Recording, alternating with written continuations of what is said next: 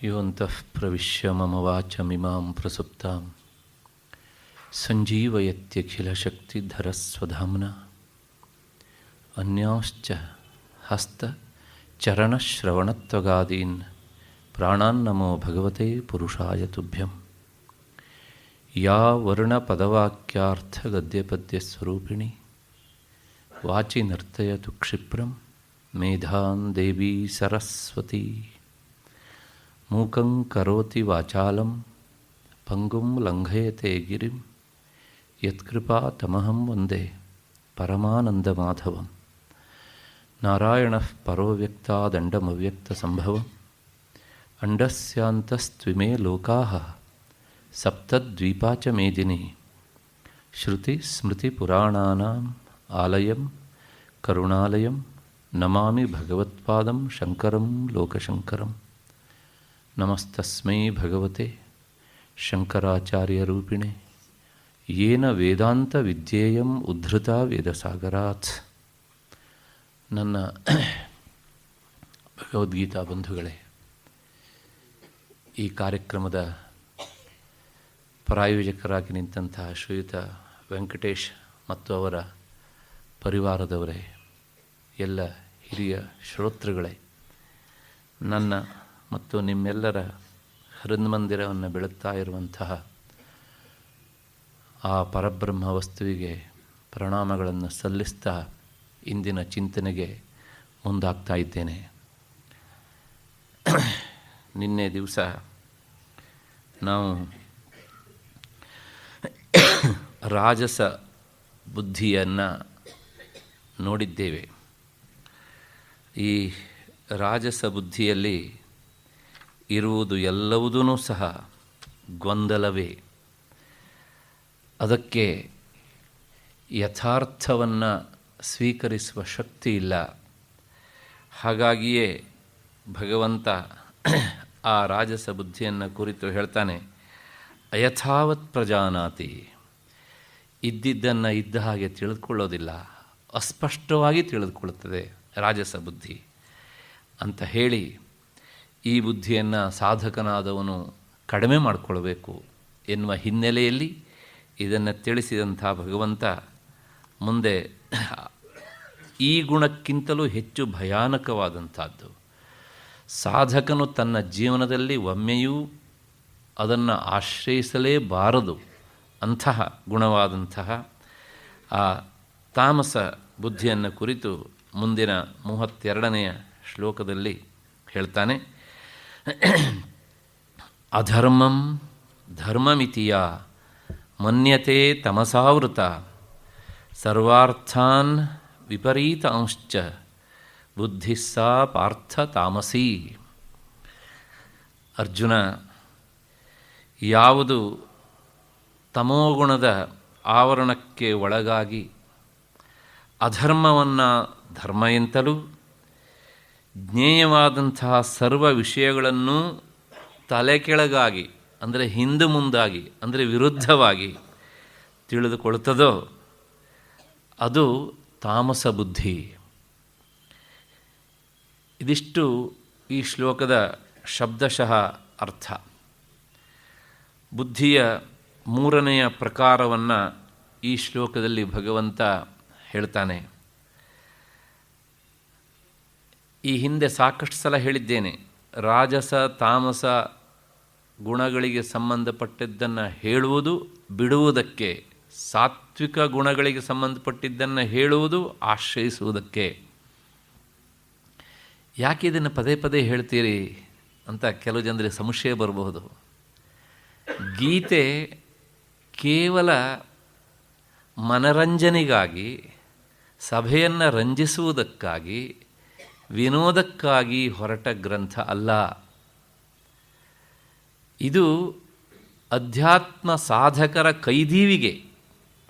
ಹಾಗಾಗಿ ಯಾರಿಗಾದರೂ ಅದಕ್ಕೆ ಸಂಬಂಧಪಟ್ಟ ಹಾಗೆ ಹೆಚ್ಚು ಒಲವಿದ್ದ ಪಕ್ಷದಲ್ಲಿ ಈ ಸಂಶಯ ಪದೇ ಪದೇ ಕಾಡುವ ಸಾಧ್ಯತೆ ಉಂಟು.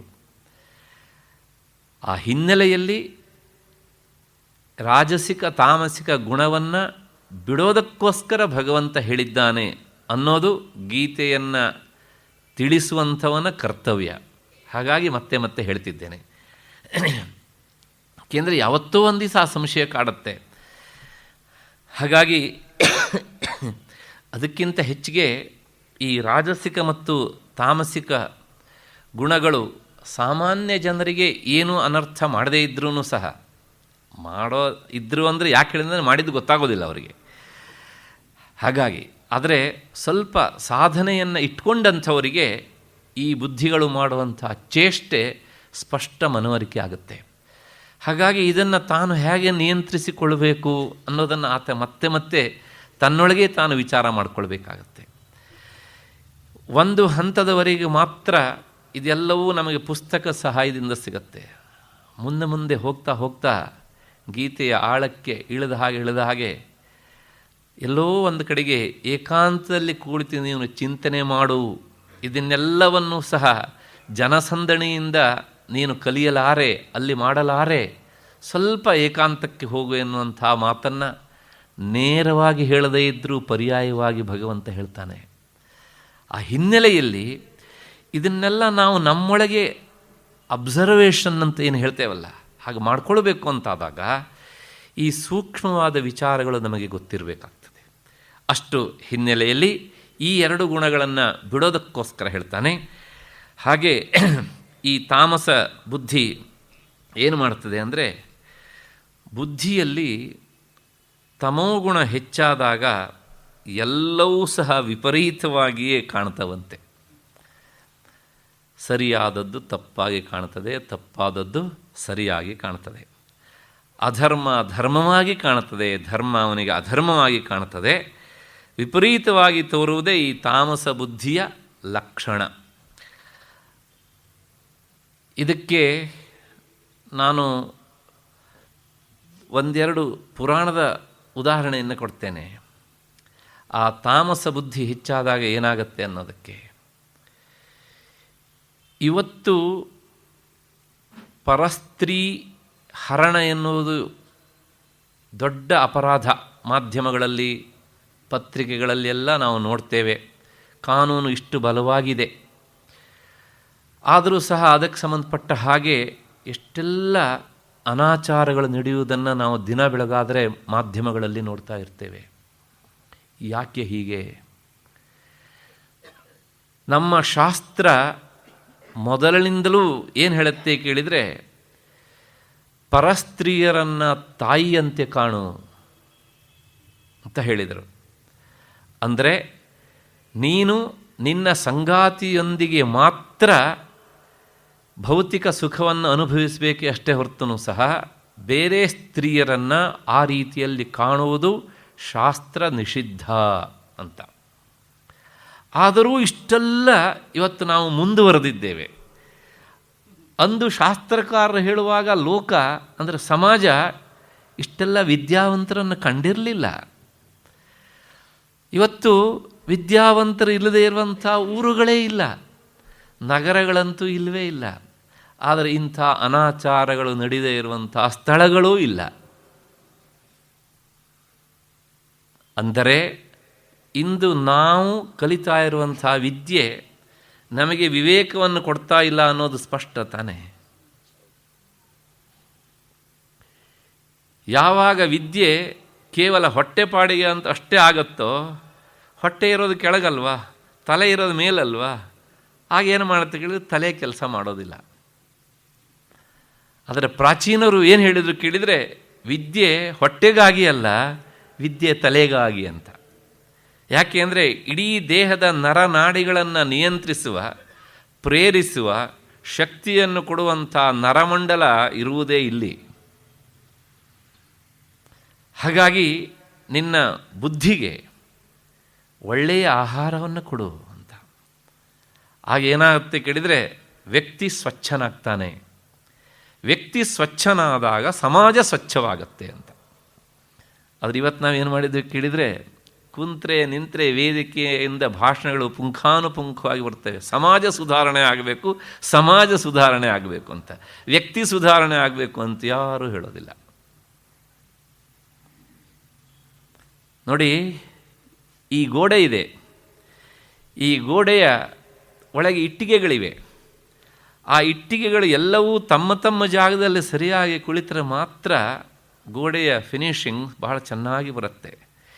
ಒಂದು 2-3 ಇಟ್ಟಿಗೆ, ಇಲ್ಲ ನಾನು ಅಲ್ಲಿ ಕೂರಲ್ಲ, ನಾನು ಈಚೆ ಬರ್ತೇನೆ ಅಂತ ತಮ್ಮ ಮೂತಿಯನ್ನು ಅಲ್ಲಿಂದ 6 ಇಂಚ್ ಹೊರಗಡೆ ಚಾಚಿಕೊಂಡಿದ್ದರೆ ಗೋಡೆಯ ಬ್ಯೂಟಿ ಏನಾಗುತ್ತೆ ಅಂತ ನಮಗೆಲ್ಲರಿಗೂ ಗೊತ್ತಾಗುತ್ತೆ. ಒಂದೋ ಪ್ಲಾಸ್ಟರ್ ಮಾಡಬೇಕಿದ್ರೆ ಅದನ್ನು ಕಡಿದು ತೆಗಿಬೇಕು, ಅದಿಲ್ಲ ಇಟ್ಟಿಗೆ ಮೇಲಿನ ಪ್ರೀತಿಯಿಂದ ಹಾಗೆ ಇಟ್ಬಿಟ್ಟು ಪ್ಲಾಸ್ಟರ್ ಮಾಡಬೇಕು. ಆದ್ದರಿಂದ ಈ ಸಮಾಜದ ಒಟ್ಟು ಏರಿಳಿತ ಇರುವಂಥದ್ದು ಎಲ್ಲಿ ಕೇಳಿದರೆ ಮನುಷ್ಯನ ಬುದ್ಧಿಯಲ್ಲಿ.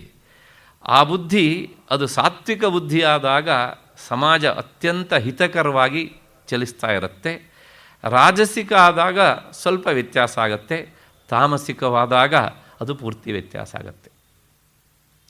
ಹೇಳಿ ಕೇಳಿ ಪುಲಸ್ತ್ಯ ಬ್ರಹ್ಮನ ಮಗ ರಾವಣ ಪರಸ್ತ್ರೀಯ ಅಪಹರಣ ಮಹಾಪಾಪ ಅಂತ ಗೊತ್ತಿತ್ತಲ್ವ, ಗೊತ್ತಿದ್ದೂ ಸೀತಾಪಹರಣಕ್ಕೆ ಯಾಕೆ ಮುಂದಾದ ಅಂದರೆ ಆ ಹೊತ್ತಿನಲ್ಲಿ ಅವನಿಗೆ ಪರಸ್ತ್ರೀಯನ್ನು ಅಪಹರಿಸುವುದು ಇದು ಅಧರ್ಮ ಅಂತ ಅನಿಸ್ಲೇ ಇಲ್ಲ.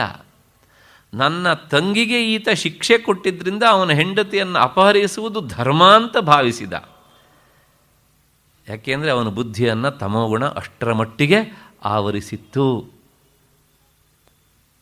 ಹಾಗೆಯೇ ದುರ್ಯೋಧನ, ಹಾಗೆಯೇ ಕಂಸ, ಇವರು ಎಲ್ಲರನ್ನೂ ನಾವು ನೋಡ್ತಾ ಬಂದಾಗ ಏನು ಅನಿಸುತ್ತೆ ಕೇಳಿದರೆ, ಓಹೋ, ತಮೋಗುಣ ಹೆಚ್ಚಾದಾಗ ವ್ಯಕ್ತಿ ಕೆಡ್ತಾನೆ, ವ್ಯಕ್ತಿ ಕೆಟ್ಟಾಗ ಸಮಾಜದ ಸ್ವಾಸ್ಥ್ಯ ಕೆಡುತ್ತೆ. ಇದನ್ನು ಭಗವಂತ ಹೇಳಿದ. ಕೃಷ್ಣನ ಕಾಲದಲ್ಲೇ ಇದನ್ನು ಉಲ್ಲಂಘಿಸಿದರು. ಕೃಷ್ಣ ಅವನ್ನೆಲ್ಲರನ್ನು ದಾರಿಗೆ ತಂದು ನಿಲ್ಲಿಸಿದ. ಅಷ್ಟು ಹಿನ್ನೆಲೆಯಲ್ಲಿ ಸುಳ್ಳು ಹೇಳುವುದು ಅಧರ್ಮ. ಶಾಸ್ತ್ರ ಹೇಳುತ್ತೆ ಸತ್ಯಂ ವದ ಅಸತ್ಯಂ ಮಾ ವದ ಅಂತ. ಆದರೆ ಏನಾಗಿದೆ ಅಂದರೆ ಇತ್ತೀಚಿನ ದಿನಗಳಲ್ಲಿ ನಮಗೆ ದಿನದಲ್ಲಿ ಮಿನಿಮಮ್ 1-2 ಸುಳ್ಳನ್ನಾದರೂ ಹೇಳದೇ ಇದ್ದರೆ ಬದುಕಲಿಕ್ಕೆ ಆಗೋದಿಲ್ಲ ಅನ್ನೋಷ್ಟರ ಮಟ್ಟಿಗೆ ನಾವೇ ತೀರ್ಮಾನ ತೆಗೆದುಕೊಂಡಿದ್ದೇವೆ. ಮತ್ತು ನಮ್ಮ ಸರ್ಕಾರಿ ಕಚೇರಿಗಳಲ್ಲಂತೂ 10ವರೆಯಿಂದ 5ವರೆಗೆ ಬಹುಭಾಗ ಅದೇ ನಡೀತಾ ಇರುತ್ತೆ. ಸುಳ್ಳು ಹೇಳುವುದು ಅದು ಅಧರ್ಮ ಅಂತ. ಯಾಕೆ ಅಂದರೆ ನೋಡಿ, ನೀವು ಸುಳ್ಳು ಹೇಳುವುದನ್ನು ಅಭ್ಯಾಸ ಮಾಡಿಕೊಂಡಾಗ ಸಮಾಜದಲ್ಲಿ ಪರಸ್ಪರ ವಿಶ್ವಾಸ ಎನ್ನುವಂಥದ್ದು ಕುಸಿದು ಹೋಗ್ತದೆ. ಪರಸ್ಪರ ವ್ಯಕ್ತಿಗಳ ನಡುವೆ ಬಾಂಧವ್ಯ ದೃಢವಾಗಿರಬೇಕು ಅಂತಾದಾಗ ಎಲ್ಲರೂ ಸತ್ಯವಚನರು ಆಗಿರಬೇಕು. ಆಗ ಮಾತ್ರ ಏನಾಗುತ್ತೆ ಹೇಳಿದ್ರೆ ವಿಶ್ವಾಸ ಗಟ್ಟಿಯಾಗತ್ತೆ. ಸುಳ್ಳನ್ನೇ ಹೇಳ್ತಾ ಹೋದಾಗ ಏನಾಗುತ್ತೆ ಅಂದರೆ ಯಾರನ್ನು ನಂಬಬೇಕು, ಯಾರನ್ನು ಬಿಡಬೇಕು ಅಂತ. ಇವತ್ತು ನಾವು ಇದೇ ಸ್ಥಿತಿಯಲ್ಲಿ ಇದ್ದೇವೆ. ಅಷ್ಟೇ ಅಲ್ಲ, ಕೊನೆಗೆ ನಾವು ಹೇಳಿದ ಸುಳ್ಳಿಗೆ ಜಸ್ಟಿಫಿಕೇಷನ್ ಏನು ಅಂದರೆ 1-2 ಸುಳ್ಳು ಹೇಳಿದ್ರಲ್ಲ ಏನೂ ಆಗೋದಿಲ್ಲರಿ ಅಂತ. ಮತ್ತು ಇನ್ನೊಂದು ಮಾತುಂಟು ಶಾಸ್ತ್ರದಲ್ಲಿ, ಪರೋಪಕಾರಕ್ಕಾಗಿ ಸುಳ್ಳು ಹೇಳುವುದು ಅದು ತಪ್ಪಲ್ಲ ಅಂತ. ಆದರೆ ನಾವು ಪರೋಪಕಾರಕ್ಕಾಗಿ ಸುಳ್ಳು ಹೇಳ್ತವ, ಪರರ ಅಪಕಾರಕ್ಕಾಗಿಯೇ ಸುಳ್ಳು ಹೇಳಿ ನಾನೇನೋ ಪರೋಪಕಾರಕ್ಕಾಗಿಯೇ ಸುಳ್ಳು ಹೇಳ್ತಾ ಇದ್ದೆ ಅನ್ನೋ ತರಹ ನಾವು ಸಮರ್ಥನೆ ಮಾಡ್ಕೊಳ್ತೇವೆ. ಶಾಸ್ತ್ರ ಆ ಸುಳ್ಳಿಗೆ ಒಂದು ಸ್ಥಾನ ಕೊಟ್ಟಿದೆ.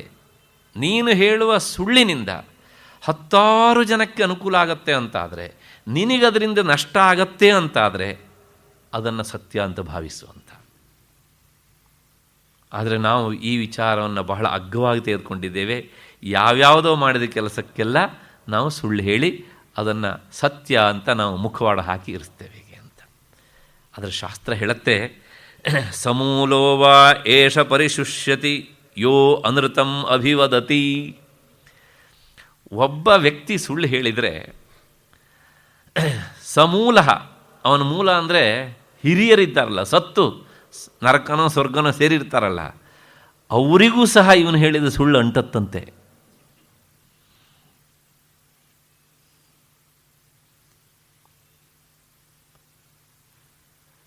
ಇದು ಗೊತ್ತಾದರೆ ಸುಳ್ಳು ಹೇಳೋದಿಲ್ಲ ಒಂದು.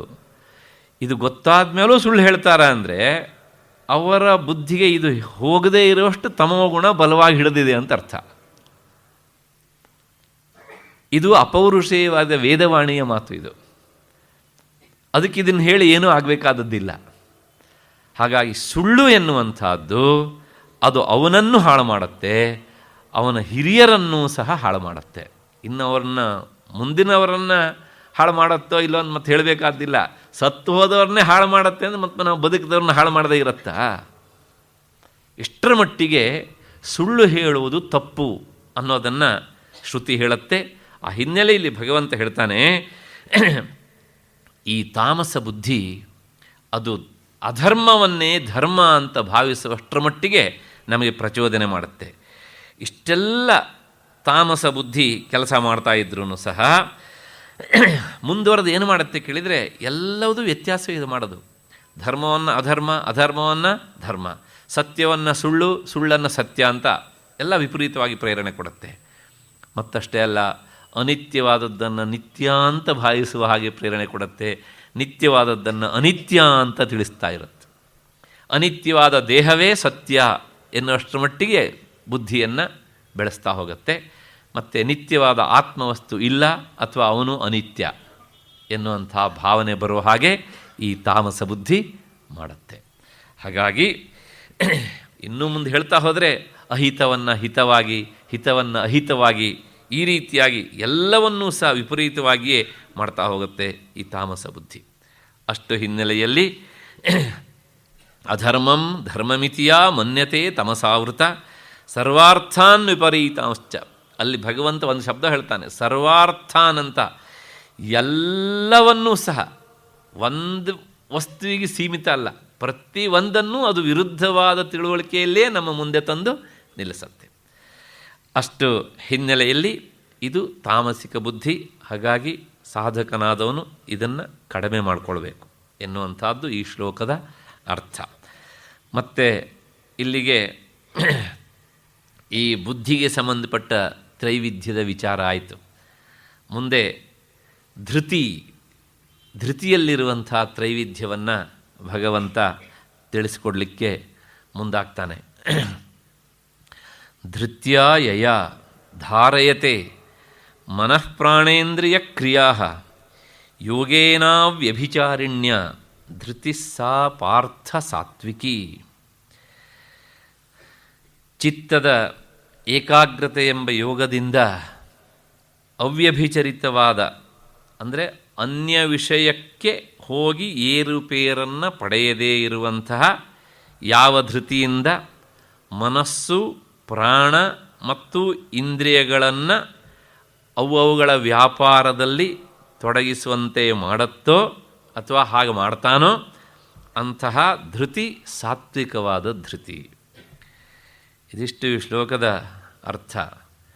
ಅದು ಈ ಶ್ಲೋಕ ಸ್ವಲ್ಪ ಸುಲಭವಾಗಿ ಅರ್ಥ ಆಗುವುದು ಕಷ್ಟ. ಯಾಕೆಂದರೆ ನಮಗೆ ಈ ಶ್ರದ್ಧೆ, ಜ್ಞಾನ, ಬುದ್ಧಿ ಮತ್ತು ಇಲ್ಲಿ ಬಂದಂತಹ ಕರ್ತೃ, ಈ ಎಲ್ಲ ಶಬ್ದಗಳು ಸ್ವಲ್ಪ ಪರಿಚಿತ ಆದದ್ರಿಂದ ಅದು ಅರ್ಥ ಆಗಿಬಿಡುತ್ತೆ. ಆದರೆ ಈ ಧೃತಿ ಎನ್ನುವಂತಹ ಶಬ್ದ ಉಂಟಲ್ಲ, ಅದು ನಮಗೆ ಅಷ್ಟಾಗಿ ಪರಿಚಿತವಾದ ಶಬ್ದ ಅಲ್ಲ. ಹಾಗಾಗಿ ಏನು ಹಾಗಂದರೆ, ಮೊದಲನೇದಾಗಿ ಧೃತಿ ಎನ್ನುವ ಶಬ್ದದ ಅರ್ಥವೇ ಗೊತ್ತಿಲ್ಲ, ಇನ್ನು ಅದು ಏನು ಮಾಡುತ್ತೆ ಅಂತ ಹೇಳಿದರೆ ಏನು ಅರ್ಥ ಆಗುತ್ತೆ? ಏನೂ ಅರ್ಥ ಆಗೋದಿಲ್ಲ. ಹಾಗಾಗಿ ಸ್ವಲ್ಪ ನಾನು ಇದನ್ನು ವಿವರಿಸಿ ಬಿಡ್ತೇನೆ. ಈ ಧೃತಿ ಎನ್ನುವ ಶಬ್ದ ವಾಸ್ತವಿಕವಾಗಿ ನಮಗೆ ಹೊಸ್ತಲ್ಲ. ಹಿಂದೆ 13ನೇ ಅಧ್ಯಾಯದಲ್ಲಿ ಭಗವಂತ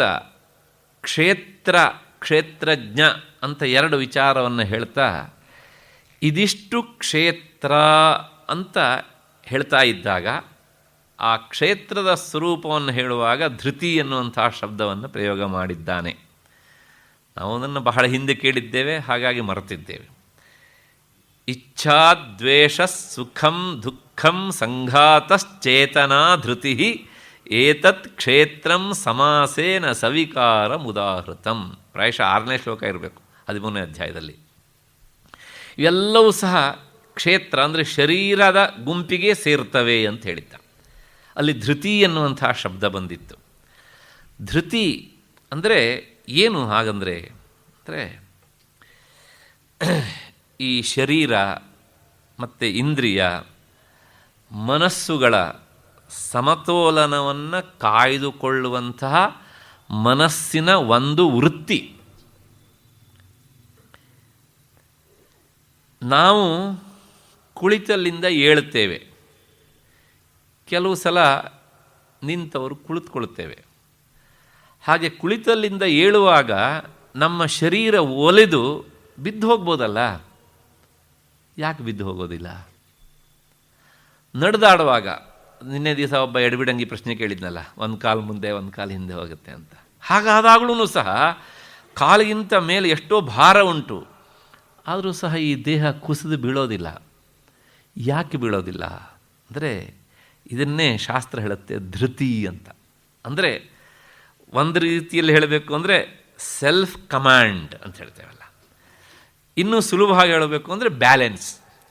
ಅದು ಸ್ಪಷ್ಟವಾಗಿ ನಮ್ಗೆ ಅರ್ಥ ಆಗುತ್ತೆ.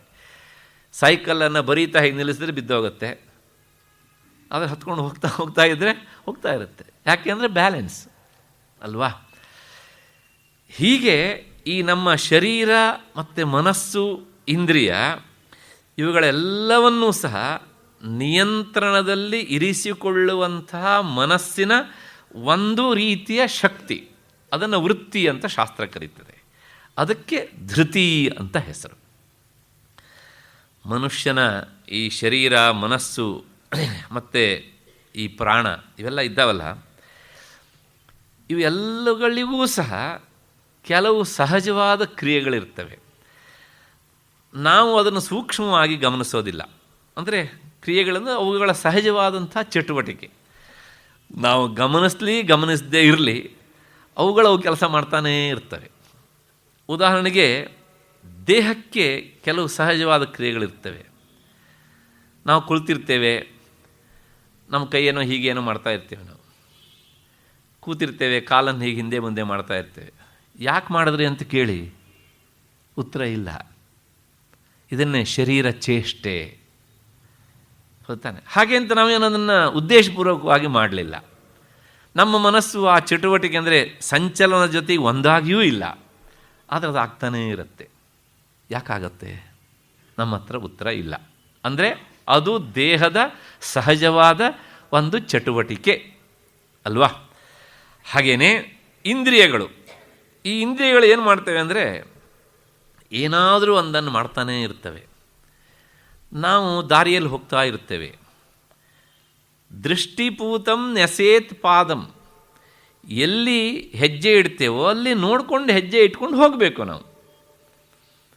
ಆದರೆ ಆ ಗೋಡೆ ನೋಡುತ್ತೆ, ಅಲ್ಲಿರೋ ವಾಲ್ ಪೋಸ್ಟರ್ ನೋಡುತ್ತೆ, ಇದನ್ನೆಲ್ಲ ಯಾಕೆ ನೋಡಬೇಕು?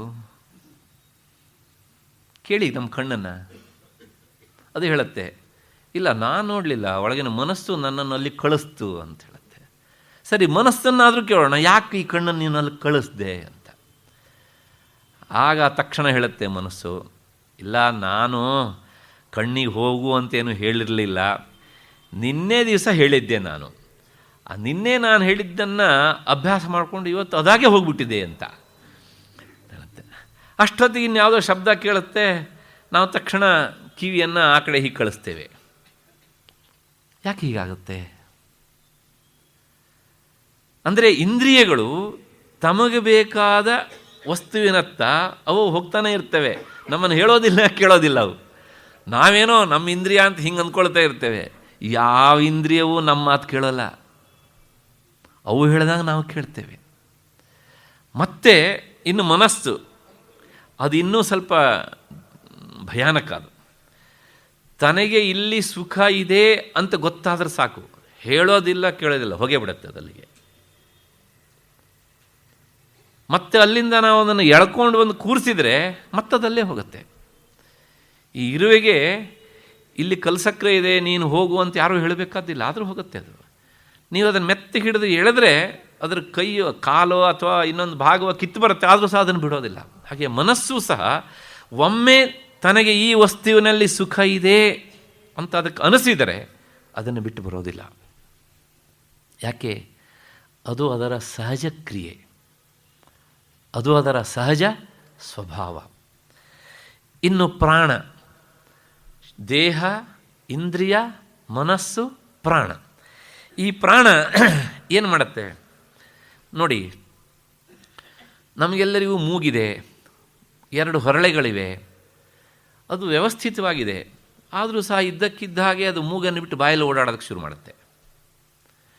ಮತ್ತು ಕೆಲವು ಸಲ ಮೂಗಲ್ಲೇ ಸಂಚಾರ ಮಾಡುತ್ತೆ. ಸರಿ, ಹೊರಗೆ ಹೋಗುತ್ತೆ, ಒಳಗೆ ಬರುತ್ತೆ. ಅದು ಹೊರಗೆ ಹೋಗುವ ಕ್ರಿಯೆಯಲ್ಲಾಗಲಿ ಒಳಗೆ ಬರುವ ಕ್ರಿಯೆಯಲ್ಲಾಗಲಿ ನಮ್ಮ ಪ್ರಯತ್ನ ಏನಿದೆ? ಏನೂ ಇಲ್ಲ.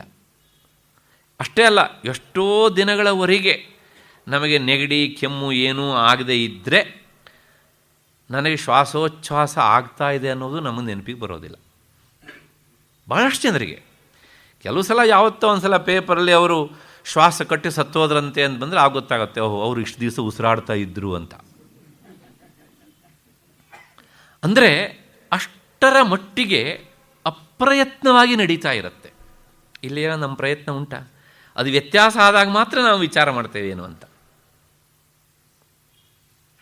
ಯಾವತ್ತಾದರೂ ಒಂದು ಸಲ ನಮ್ಮ ಮನಸ್ಸನ್ನು ಇಟ್ಟು ನಮ್ಮ ಉಸಿರಾಟದ ಜೊತೆಗೆ ನಾವು ಗಮನಿಸ್ತೇವಾ? ಗೀತೆ ಇಂಥದ ಸೂಕ್ಷ್ಮ ವಿಷಯವನ್ನು ನಮಗೆ ಮತ್ತೆ ಮತ್ತೆ ಕೇಳ್ತಾ ಇರುತ್ತೆ. ಇಲ್ಲೆಲ್ಲ ನಿನ್ನ ಪ್ರಯತ್ನ ಏನೂ ಇಲ್ಲ, ಸಹಜವಾಗಿ ನಡೀತಾ ಇರುತ್ತೆ, ಅಪ್ರಯತ್ನವಾಗಿ. ಹೀಗೆ ಈ ಎಲ್ಲವೂ ಅಪ್ರಯತ್ನವಾಗಿ ನಡೀತಾ ಇರ್ತಾವಲ್ಲ, ಇಲ್ಲೆಲ್ಲ ನಿನ್ನ ಪ್ರಯತ್ನ ಏನೂ ಇಲ್ಲ ಅಂದ ಮಾತ್ರಕ್ಕೆ ನಿನಗೆ ಇದಕ್ಕೆ ಸಂಬಂಧ ಇಲ್ವಾ? ಸಂಬಂಧ ಇದೆ. ಹಾಗಾಗಿ ಈ ಸ್ವಾಭಾವಿಕವಾದಂತಹ ಎಲ್ಲ ಚಟುವಟಿಕೆಗಳನ್ನು ಸಹ ಅಧ್ಯಾತ್ಮ ಸಾಧಕನಾದವನು ನಿಯಂತ್ರಿಸಿಕೊಳ್ಳಬೇಕಾಗ್ತದೆ. ಆದರೆ ಅದು ಅಷ್ಟು ಸುಲಭವಾ ಅಂದರೆ ಅದು ಅಷ್ಟು ಸುಲಭ ಅಲ್ಲ ಅಂತಾನೆ ಭಗವಂತ. ಯಾಕೆಂದರೆ ಅದಕ್ಕೆ ವಿಶೇಷವಾದ ತರಗತಿ ಬೇಕು. ವಿಶೇಷವಾದ ತರಗತಿ ಬೇಕು. ಯಾಕೆ ಅಂದರೆ ನೋಡಿ, ನಮ್ಮ ಪ್ರಯತ್ನ ಇಲ್ಲದೇ ನಾವು ಕೈಕಾಲನ್ನು ಅಲ್ಲಾಡಿಸ್ತೇವೆ, ಅಥವಾ ಕತ್ತನ್ನು ಅಲ್ಲಾಡಿಸ್ತೇವೆ, ತಲೆಯನ್ನು ಅಲ್ಲಾಡಿಸ್ತೇವೆ. ಇದೆಲ್ಲ ನಮಗೆ ಗೊತ್ತಾಗೋಷ್ಟು ಹೊತ್ತಿಗೆ ನಮಗೆ ಸುಮಾರು ಅರ್ಧ ಆಯುಷ್ಯ ಕಳೆದಿರುತ್ತೆ. ನಮ್ಮ ಪ್ರಾಣದ ಸಂಚಾರದ ಜೊತೆಗೆ ನಮ್ಮ ಏನು ಒಂದು ಹೊಂದಾಣಿಕೆ ಅಂದರೆ ನಮ್ಮ ಇನ್ವಾಲ್ವ್ಮೆಂಟ್ ಇಲ್ಲ ಅನ್ನುವಂಥದ್ದು, ಅಥವಾ ನಮ್ಮ ಉಸಿರಾಟದ ಜೊತೆಗೆ ನನ್ನ ಇನ್ವಾಲ್ವ್ಮೆಂಟ್ ಇಲ್ಲ, ನನ್ನ ಮನಸ್ಸು ಏನೇನು ಕೆಲಸ ಮಾಡುತ್ತೋ ಅಲ್ಲೆಲ್ಲ ನನ್ನ ಇನ್ವಾಲ್ವ್ಮೆಂಟ್ ಇಲ್ಲ. ಇದೆಲ್ಲ ಗೊತ್ತಾಗೋಷ್ಟೊತ್ತಿಗೆ ಬದುಕಿನ ಬಹುಭಾಗ ಕಳೆದು ಹೋಗಿರುತ್ತೆ. ಅಲ್ಲಿವರೆಗೆ ಈ ಸಹಜ ಕ್ರಿಯೆ ನಡ್ಕೊಂಡು ಬಂದಿರುತ್ತೋ ಇಲ್ವಾ? ಅಲ್ಲಿವರೆಗೆ ಈ ಸಹಜ ಕ್ರಿಯೆ ನಡ್ಕೊಂಡು ಬಂದಾಗ ಇದ್ದಕ್ಕಿದ್ದಾಗೆ ನಾಳೆಯಿಂದ ನೀನು ಇದನ್ನೆಲ್ಲ ಹೀಗೆ ಮಾಡಬೇಡ, ನಾನು ಹೇಳ್ದಂಗೆ ಕೇಳು ಅಂತ ಹೇಳಿದರೆ ಅದು ಮಾಡುತ್ತಾ? ನೋಡೋದಿಲ್ಲ. ನಾವು ನಮ್ಮ ಬದುಕಿನಲ್ಲಿ ಒಬ್ಬ ವ್ಯಕ್ತಿಯನ್ನಾಗಲಿ ಒಂದು ವಿಷಯವನ್ನಾಗಲಿ ತಪ್ಪಾಗಿ ತಿಳ್ಕೊಳ್ಳೋದಕ್ಕೆ ಬಹು ಆಯುಷ್ಯವನ್ನು ವ್ಯಯಿಸ್ತೇವೆ. ಆದರೆ ಯಥಾರ್ಥ ತಿಳ್ಕೊಳ್ಬೇಕು ಅಂತ ನಾವು ತಿಳ್ಕೊಳ್ಳೋಷ್ಟೊತ್ತಿಗೆ ಕೆಲವು ವರ್ಷ ಹಿಡಿಯತ್ತೆ. ಆಮೇಲೆ ಅದಕ್ಕೆ ಸಂಬಂಧಪಟ್ಟ ಹಾಗೆ ಸರಿಯಾಗಿ ತಿಳ್ಕೊಳ್ಳೋದಕ್ಕಿರುವಂಥ ಆಯುಷ್ಯದ ಪ್ರಮಾಣ ಕಡಿಮೆ ಆಗಿಬಿಡುತ್ತೆ. ಹಾಗಾಗಿ ಇದಕ್ಕೆ ತರಬೇತಿ ಬೇಕು, ಅಂದರೆ ಒಂದು ರೀತಿಯ ಪ್ರಶಿಕ್ಷಣ ಬೇಕು, ಟ್ರೈನಿಂಗ್ ಬೇಕು ಅಂತಾನೆ. ಆ ತರಬೇತಿ ನೀಡುವ ಕ್ರಿಯೆಗೆ ಯೋಗ ಅಂತ ಹೆಸರು. ಯೋಗ, ಈ ಯೋಗದಿಂದ ಸಹಜವಾದಂಥ ಕ್ರಿಯೆಗಳನ್ನು ನಾವು ನಿಯಂತ್ರಣ ಮಾಡಬಹುದು. ಇಲ್ಲಿ ಯೋಗ ಅಂದರೆ ಸ್ವಲ್ಪ ವಿಶಾಲವಾದ ಅರ್ಥ ಏನು ಅಂದರೆ ಪರಮಾತ್ಮನಲ್ಲಿ ನಮ್ಮ ಮನಸ್ಸನ್ನು ಏಕಾಗ್ರಗೊಳಿಸುವಂಥದ್ದು, ಆತ್ಮವಿಷಯಕವಾದ ಚಿಂತನೆ ಅಂತ. ಈ ಯೋಗ ಅದನ್ನು ಕರಗತ ಮಾಡಿಕೊಳ್ಬೇಕು ಅಂತಾದಾಗ ಅದಕ್ಕೆ ಪೂರ್ವಭಾವಿಯಾಗಿ ಆಸನ, ಪ್ರಾಣಾಯಾಮ, ಪ್ರತ್ಯಾಹಾರ, ಧ್ಯಾನ ಅದು ಮುಂದಿನದು. ಅದಕ್ಕೂ ಮೊದಲು ಆಹಾರದ ಒಂದು ನಿಯಂತ್ರಣ ಅಂತ. ಇದು ನಮಗೆ ಬಹಳ ಕಷ್ಟ ಇವತ್ತು. ಏಕೆಂದರೆ ಆಸನವನ್ನೇನೋ ದಿನದ ಕೆಲವು ಸಮಯ ನಾವು ಅಭ್ಯಾಸ ಮಾಡಿಬಿಡ್ಬೋದು, ಅದು ಕಷ್ಟವೇ ಆಗೋದಿಲ್ಲ. ಯಾಕೆಂದರೆ ಆಸನ ಅನ್ನೋದು ಒಂದು ಇದೆ, ಹೀಗೆ ಕುಳಿತುಕೊಳ್ಬೇಕು ಅಂತ ಶಾಸ್ತ್ರ, ಯೋಗಶಾಸ್ತ್ರ ಹೇಳುತ್ತೆ ಅಂತ ಗೊತ್ತಾಗೋಷ್ಟೊತ್ತಿಗೆ ನಮ್ಮ 30-40 ವರ್ಷ ಕಳೆದಿರುತ್ತೆ. ಆಮೇಲೆ ಅದು ಹೇಳಿದ ಹಾಗೆ ಅಭ್ಯಾಸ ಮಾಡೋಷ್ಟೊತ್ತಿಗೆ ಮತ್ತು ಪುನಃ 10-15 ವರ್ಷ ಕಳೆದೋಗಿರುತ್ತೆ. ಆಮೇಲೆ ಇಲ್ಲರಿ, ಹ್ಯಾಗೆ ಕೂತರೂ ಕಷ್ಟ, ಹಾಗೆ ಕುಳಿತರೂ ಕಷ್ಟ, ಹೀಗೆ ಕುಳಿತರೂ ಕಷ್ಟ, ಈ ಸ್ಥಿತಿಗೆ ಬಂದುಬಿಡ್ತೇವೆ. ಇದು ಈ ಯೋಗದ ಮೊದಲನೇ ಹಂತ, ಪ್ರಾಥಮಿಕ ಹಂತ ಆಸನ. ಮತ್ತು ಪ್ರಾಣಾಯಾಮ ಅಂದರೆ ಉಸಿರಿನ ನಿಯಂತ್ರಣ. ಇವೆಲ್ಲವೂ ಮತ್ತು ಅದಕ್ಕೂ ಮುಂದುವರೆದು ಆಹಾರಕ್ಕೆ ಸಂಬಂಧಪಟ್ಟಿತ್ತು. ಆಹಾರಕ್ಕೆ ಸಂಬಂಧಪಟ್ಟ ಹಾಗೆಯೂ ಹಾಗೆ. ಎಂಥ ಆಹಾರ? ಹಿತಭುಕ್ ಮಿತಭುಕ್ ಆಗಿರಬೇಕು, ಮತ್ತು ಅದು ಶುಚಿಯೂ ಆಗಿರಬೇಕು, ಹಿತವೂ ಆಗಿರಬೇಕು, ಮತ್ತು ಕಾಲದಲ್ಲಿ ಸಕಾಲದಲ್ಲಿ. ಇದೆಲ್ಲವೂ ಇದ್ದಾಗ ಮಾತ್ರ ಏನಾಗುತ್ತೆ ಅಂದರೆ ಆ ಯೋಗ ಎನ್ನುವಂಥದ್ದು ನಮಗೆ ಅಷ್ಟೋ ಇಷ್ಟೋ ಸಿದ್ಧಿಸ್ತದೆ. ಅದ್ರ ಜೊತೆಗೆ ಇನ್ನೊಂದುಂಟು, ನಿದ್ರೆಯ ಒಂದು ನಿಯಮನವೂ ಬೇಕು. ಯಾಕೆಂದರೆ ನಿದ್ರೆ ಎನ್ನುವಂಥದ್ದು ನಿನ್ನೆ ದಿವಸ ಬಂದಿತ್ತು, ಅದು ತಮೋಗುಣದ ಒಂದು ಪ್ರತಿನಿಧಿ. ಅದು ಹಾಗಾಗಿ ಅತಿಯಾದ ನಿದ್ರೆ ಅದು ತಮೋಗುಣವನ್ನು ನಮಗೆ ಎತ್ತಿ ಹೇಳುತ್ತದೆ. ಬೇಡಲೇ ಬೇಡ ಅಂತ ಅರ್ಥ ಅಲ್ಲ, ಬೇಕು, ಮುಂದೆ ಬರುತ್ತೆ ಅದಕ್ಕೆ ಸಂಬಂಧಪಟ್ಟ ಹಾಗೆ. ಆದರೆ ಅತಿಯಾದಾಗ ಅದು ತಮೋಗುಣದ ಆಧಿಕ್ಯವನ್ನು ಎತ್ತಿ ಹೇಳುತ್ತೆ. ಇವೆಲ್ಲ ಇದ್ದಾಗ್ಯೂ ಸಹ ಆಸನ, ಪ್ರಾಣಾಯಾಮ, ಆಹಾರ ನಿಯಮನ ಮತ್ತು ನಿದ್ರಾ ನಿಯಮನ ಇವೆಲ್ಲ ಇದ್ದಾಗಲೂ ಸಹ ಮನಸ್ಸನ್ನು ನಿಗ್ರಹಿಸೋದಕ್ಕೆ ಮತ್ತು ಪ್ರತ್ಯೇಕವಾದ ಉಪಾಯವೇ ಬೇಕು. ಅದನ್ನೇ ನಾವು ಧ್ಯಾನ ಅಂತ ಕರಿತೀವಿ. ಧ್ಯಾನ ಅಂತ ಬಂದಾಗ ಇಲ್ಲಿ ಮತ್ತೆ ಎರಡು ವಿಷಯಗಳು. ಒಂದು ಆಕಾರ ಇರುವ ವಸ್ತುವಿನಲ್ಲಿ ಮನಸ್ಸನ್ನು ನೆಲೆಗೊಳಿಸುವುದು, ಇದನ್ನು ಸಗುಣ ಧ್ಯಾನ ಅಂತ ಕರೀತಾರೆ. ಅದು ರಾಮನ ವಿಗ್ರಹ ಇರ್ಬೋದು, ಕೃಷ್ಣನ ವಿಗ್ರಹ ಇರ್ಬೋದು, ಅಥವಾ ಶಿವನ ಲಿಂಗ ಇರ್ಬೋದು, ಅಥವಾ ಜಗನ್ಮಾತೆಯ ರೂಪ ಇರಬಹುದು. ಮನಸ್ಸನ್ನು ಅಲ್ಲಿಯೇ ಬಹಳ ಕಾಲ ನಿಲ್ಲಿಸುವಂತಹದ್ದು. ಇದು ಒಂದು ಹೊರಗಿನ ಒಂದು ರೆಮಿಡಿ, ಉಪಾಯ. ಆದರೆ ಮನಸ್ಸು ಹೊರಮುಖವಾಗಿ ಹರಿತಾ ಹೋದಾಗ, ಎಲ್ಲ ಕಡೆಯೂ ಹೆಚ್ಚು ಚಲಿಸಿದಾಗ ಹೆಚ್ಚು ಆಯಾಸವಾಗತ್ತೆ. ಆದರೆ ಹೊರಮುಖವಾಗಿ ಒಂದೇ ವಸ್ತುವಿನಲ್ಲಿ ಅದು ಚಲಿಸ್ತಾ ಇದ್ದಾಗ ಮೊದಲನೆಷ್ಟು ಆಯಾಸ ಆಗದಿದ್ದರೂ ಕಡಿಮೆ ಆಯಾಸ ಅಂತೂ ಆಗ್ತಾನೆ ಇರುತ್ತೆ. ಅದಕ್ಕೋಸ್ಕರ ಇನ್ನೂ ಮುಂದೆ ಹೋಗಿ ಶಾಸ್ತ್ರ ಹೇಳುತ್ತೆ, ಈ ಸಗುಣ ಧ್ಯಾನವನ್ನು ನೀನು ಒಂದು ಹಂತದವರೆಗೆ ಮಾತ್ರ ಮಾಡು, ಆಮೇಲೆ ನಿನ್ನ ಒಳಗೆ ಏನಿದೆ ಅನ್ನೋದನ್ನು ಶೋಧನೆ ಮಾಡಲಿಕ್ಕೆ ಶುರು ಮಾಡು.